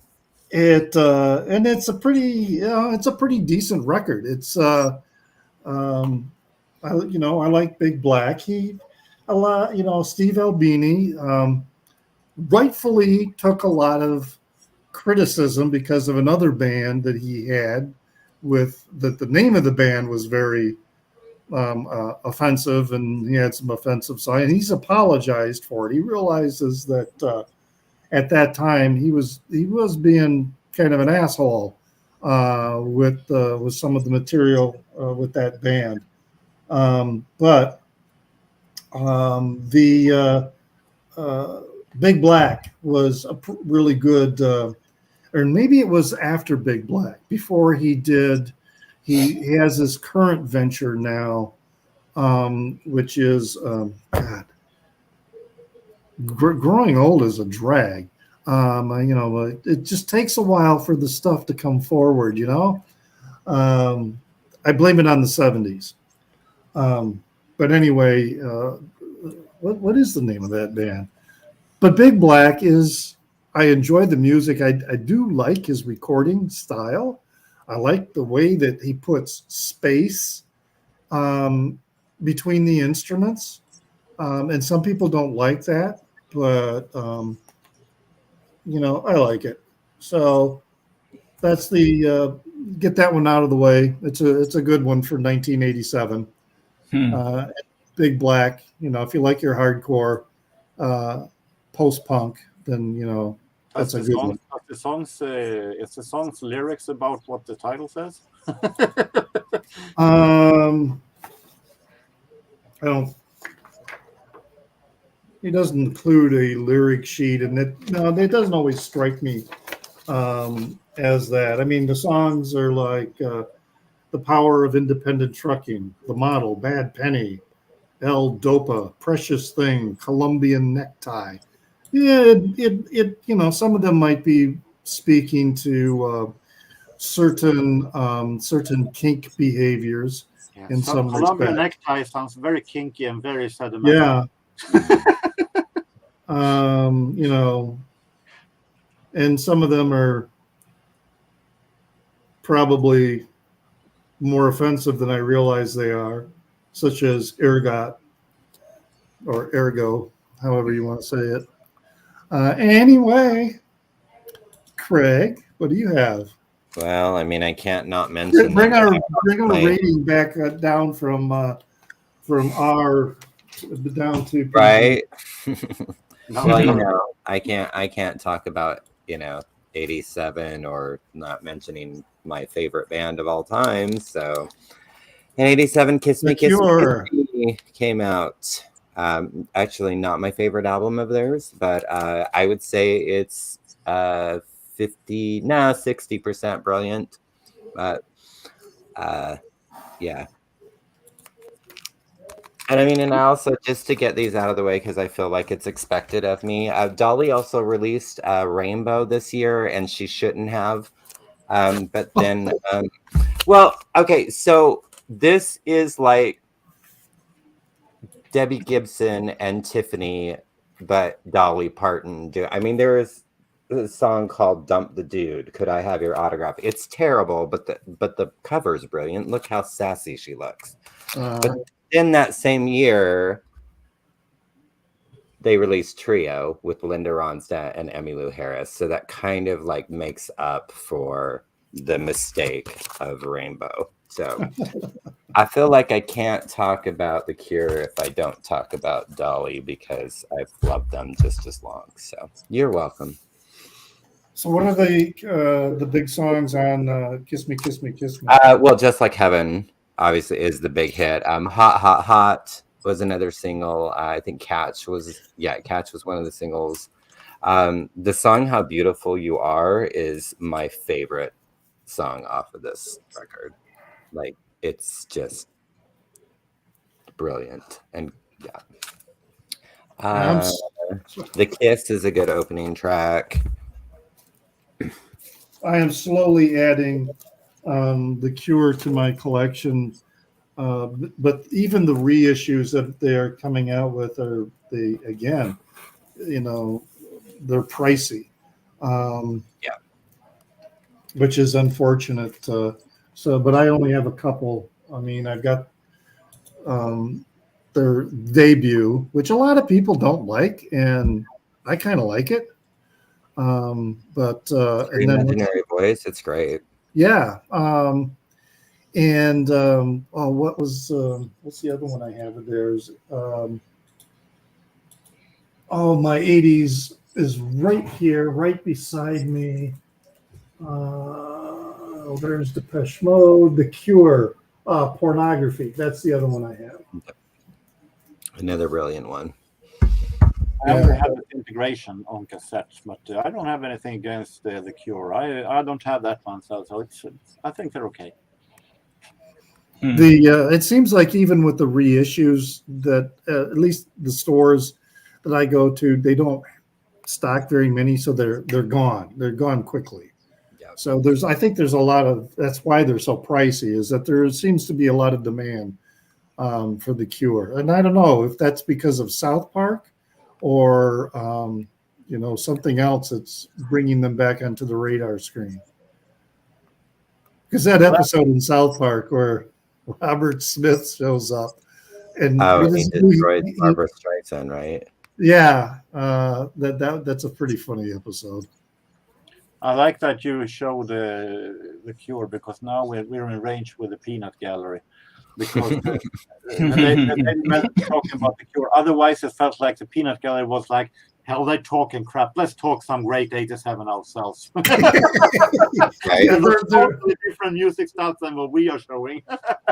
Yeah, I know. I've been watching the Peanut Gallery. Yeah, there's a few of them that they're just having their own conversation. Talking about stuff.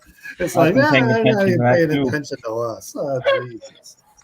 All right, so I only got 2 more records left. So, what do you got, Jorgen? I have. I'm staying in Australia, and a band that 1987 the late 80s wasn't a great year for synth pop music, unfortunately, and many of the bands that still existed went in another direction. Sometimes it works, sometimes it doesn't. In this case, it actually worked. I'm talking about a band called Ice House. I almost yes, I remember them. That made some really, really great albums prior to this. This is Man of Colors, with some of the singles are more connecting to 1988, but the album came out in 87, so I capitalize. This is a great album, not that synthesizer-ish, but still the Ice House atmosphere, the very dreamy, the very relaxing kind of pop music they're famous for. And with Iva Davis, great voice. this album is definitely one of my favorite albums. I really like the singles "Crazy," "Electric Blue," amazing song. The Man of Colors title track is also really great. So highly recommended Icehouse album, Man of Colors. Yeah, I remember seeing a few music videos by them during that time. Although I'm really quite unfamiliar with them. Well, we can go back to perhaps the elevate the smut a little bit more. Do that. This is a reissue, but hey, I do love me the Butthole Surfers. And so this was a 1987 release. I mean, that back cover photo is just, and this one is Locust Abortion Technician. I just love the way they titled their albums. They are just so irreverent. And even the label here is pretty irreverent. And some of the song titles are also really irreverent. But yeah, the Butthole Surfers, I mean, they just were churning out some really great records in the 80s. I showed one from the previous episode that they released the year before. There's really one of their later albums is the only one that I don't have. I mean, there's probably some others that I don't have. That is not one of their better ones, but I do really like it, and I want to bring that into my collection. But yeah, and this is for a reissue.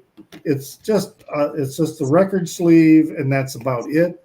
There was no insert, nothing else, on the record. It doesn't even have any information on here about who's involved in the production and recording, like albums do. None of that information is on here. But to get OG copies of their stuff, I have found for the most part it's just too expensive. And so I'm perfectly happy with these reissues, even if they perhaps don't always have everything that was initially with the original album. So, but I like their material. I like what they do. Electric Larryland is the one that I do not have in my collection that is not that well liked. But I still like it. So, gotta have some.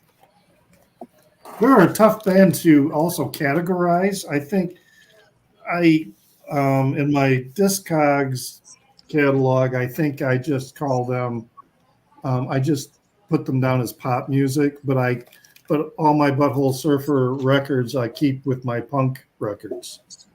I just associate them because of their irreverence with that genre more than anything. All right, so Craig, you got a few more? Yeah. We hit the 2-hour mark. Yeah. And I don't think I'm going to go stand in line to get my monkeypox vaccine. I think that doesn't sound like a very good time. No, it doesn't. I hate it. needles. Sounds like a terrible time. So Smith's final and finest album, Strange Ways, Here We Come, was released in 1987. Yeah, Death of a Disco Dancer is probably still like my favorite Smith song ever. And they also released the compilation Louder Than Bombs that year. I think it was the World something. So I can't remember the name of because it was a different title overseas than it was here. But yeah, the end of the Smiths, 1987. I have several Smiths CDs. Oh, Zeb. I can't please you, but hey, at least they showed the Smiths, right? And yeah, I'm not a huge fan of the Smiths. I mean, I've got them on these burn CDs that someone made for me. But yeah, I don't necessarily want to buy the vinyl. So I had a friend though in the early '80s who listened to because didn't Meet His Murder and weren't they like in the early '80s? What's the other one? The Queen is Dead. No, the Queen is Dead would have been last week, 1986. Yeah. Yeah. Meet His Murder was an early one though, wasn't it? Yep. Yeah, the self-title, which is the Smiths. There's Meet His Murder. There's Queen is Dead. Strange Ways. I feel like I'm missing one. Oh, agreed, Vinyl Richie. Terence, Trent, Darby. That's my last record that I'm going to show. I have it also, but I haven't picked it out. Yeah. Oh, I see. I feel like he just mentioned like some that I didn't like. This one. Which one is it? Oh, Sinead O'Connor. Sinead O'Connor's debut, which is freaking brilliant. I'm surprised. I don't have that album, but I like the Smith. The Appetite for Destruction, I guess you could call that a guilty pleasure of mine. So Guns N' Roses, I mean, everything they did after that, I'm not that big of a fan, but that Appetite for Destruction, I think there's a couple songs on there that, yeah, I was tapping my feet to them. So, Jorgen. I can take a bunch now, can I? Just to wrap it up. And you just keep coming back. That's right. All right. As you said that we were wrapping up, so I can take a few. I have a long list. So I don't need to take everybody, but take some. Going to Britain and a band that I really like. Unfortunately, they were having a very short career, only releasing 2 albums plus compilations. Talking about Living in a Box, a band that I will return to when it comes to 1989. Living in a Box, huge hit for a song also called Living in a Box. But this is great. They have charisma. They have you can tell by the videos that they're having a fun time when they're doing this, and they're really great and smooth and funky pop music. And I really like Richard Derbish's voice. He is has a really great voice. 87. I'm of course must show Andrew Gold and Graham Goldman from 10cc. And their band Wax, the album American English, containing some of my absolute favorite songs of the year. The title track, who is an extremely nerdic and great band, and also Bridge to Your Heart, also one of my absolute favorites. So this is an extremely great band, and I like Andrew Gold's voice. Julian Cope. Don't have that much with him, but I have this one. This is from 1987 and St. Julian. Trampoline, a really great song. More indie, The Outfield, Banging, and really great indie pop. And I have shown one band every time I've been here. Why make it a change now? So of course 1987 it was also an alarm year. Yes, the Alarm, yeah. Eye of the Hurricane. I don't think they released on 88, so next time I won't be showing Alarm. But really great rock album.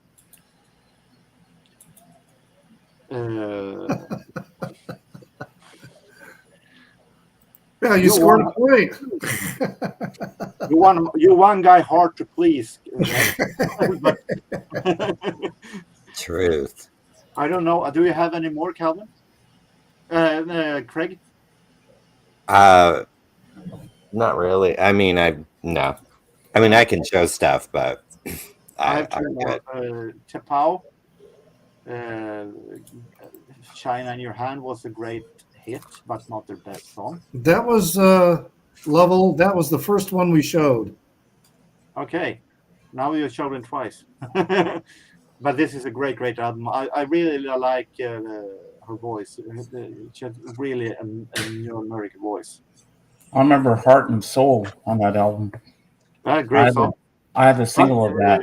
I have a lot of stuff left, but I'm going out with heavy metal, so maybe the Peanut Gallery can get something to. So I'm going out with Gary Moore and the Wild Frontier album. I like. It's a great rock album.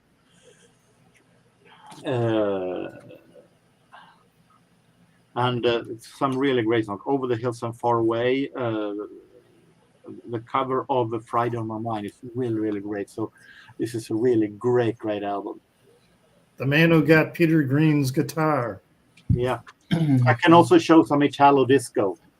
87 was a great year for Italo disco. Maybe the last great year for Italian disco.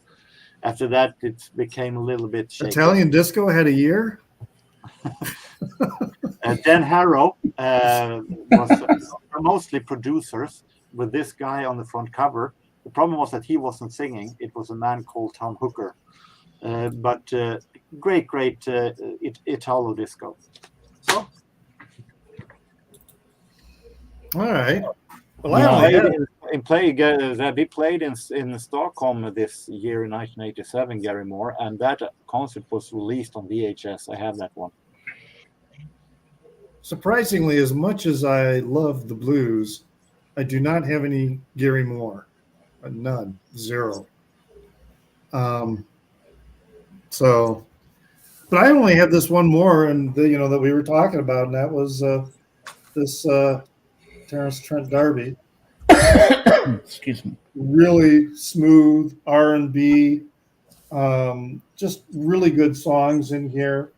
I really never paid any attention to anything else he did. This is a record that, however, I love it. It's very thoughtful, really great songs in there. I mean, Wishing Well was a big hit for him, but there are just so many other great songs on here as well.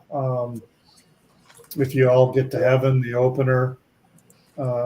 It's just really super nice album.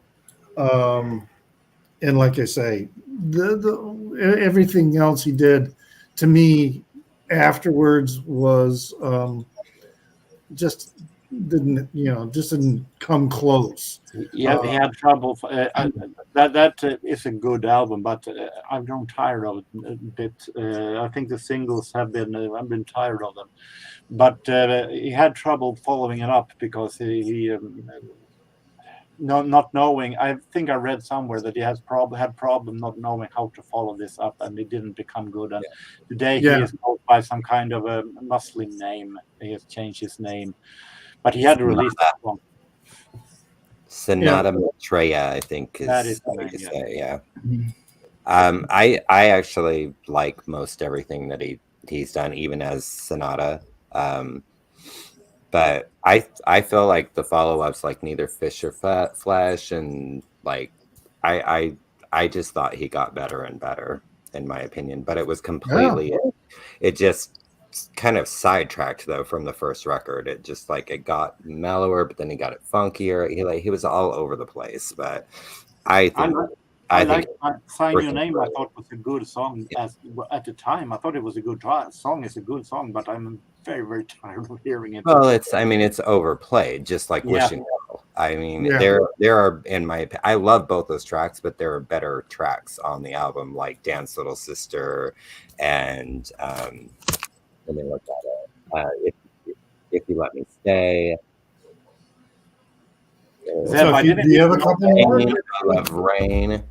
Do you have a couple more, Craig, that you want? I mean, I I mean, I can show you. I've got all kinds of stuff here, but I mean, let's see if I can get more hate or shit talk. Did you guys mention Prince? I mean, because like his greatest album came out that year, Sign of the Times. I did not show any Prince Okay. because the only Prince I have is Purple Rain. Yeah, this is. I have it on cassette. I was thinking of digging into the cassette box, but it was. I'll just like go through, and you don't have to make me big because I don't like being big. Concrete Blonde's debut came out that year. Jeanette Napoleano, freaking brilliant. If my friend Shane's still watching, he'll yell at me if I don't mention. I'm going to make you big just so I can get something. Okay, go get something. So Erasure, second album. The Circus. I was thinking of grabbing, but it wasn't cassette. And then they also released the Two-Ring Circus, which was like the remix and the orchestral versions. Let's see. I'll just go through all this stuff I have here until Richard comes back. We've got Daniel Dax, The Inky Bloaters, came out in 87. We can't mention 87 without mentioning George Michael's Faith. I don't know if you guys did earlier because I was late. I don't have faith in Dream Academy's second record, Remembrance Days. Alison Moyet's second record, Rain Dancing. What have I missed? Susie and the Banshees cover album, Through the Looking Glass. I mean, there's a lot of like really good stuff that came out in 87. Oh, did anybody even mention this mega hit? I count that as 88, maybe. Well, it says 87, and that's when I. Okay, maybe some of the singles are too much 88 for me to recognize that the album came 87. That was like, I like the album the year before better, but that is like that's their biggest hit ever. I mean, and it's kind of like. I mean, and hello, Tiffany's debut. Thank you. Well, I had that one too, and I had Out of the Blue, Debbie Gibson. Oh yeah, that's not in the pile here. Oh, Richard's got to come out. Oh, good job. So does you say 88 on Japanese press? Yeah, it's a VCLT from Robert. Where did Richard go? Robert D. Sorry, I was trying to grab something. And losing my place here. Where the hell is it? Here it is. Okay. Because of a comment in the peanut gallery. All right. So I'm sorry, what? Oh. We've been talking about Jimmy Somerville a lot lately. Okay. Yeah. So, I mean, I believe this is their second album as the Communards. Which just has Never Can Say Goodbye and TMTTBMG. There's More to Love Than Boy Meets Girl. So I love Jimmy Somerville. So there you go. I just threw a whole ton at you. I can't think of the final ones in the first week. We have Blow Monkeys. A really great album. She's Only the Grocer's Daughter. Really great jazz, funky soul style. We have a name that not many know about, but that actually did this great album. He's Dutch, no longer among us anymore. Richnell.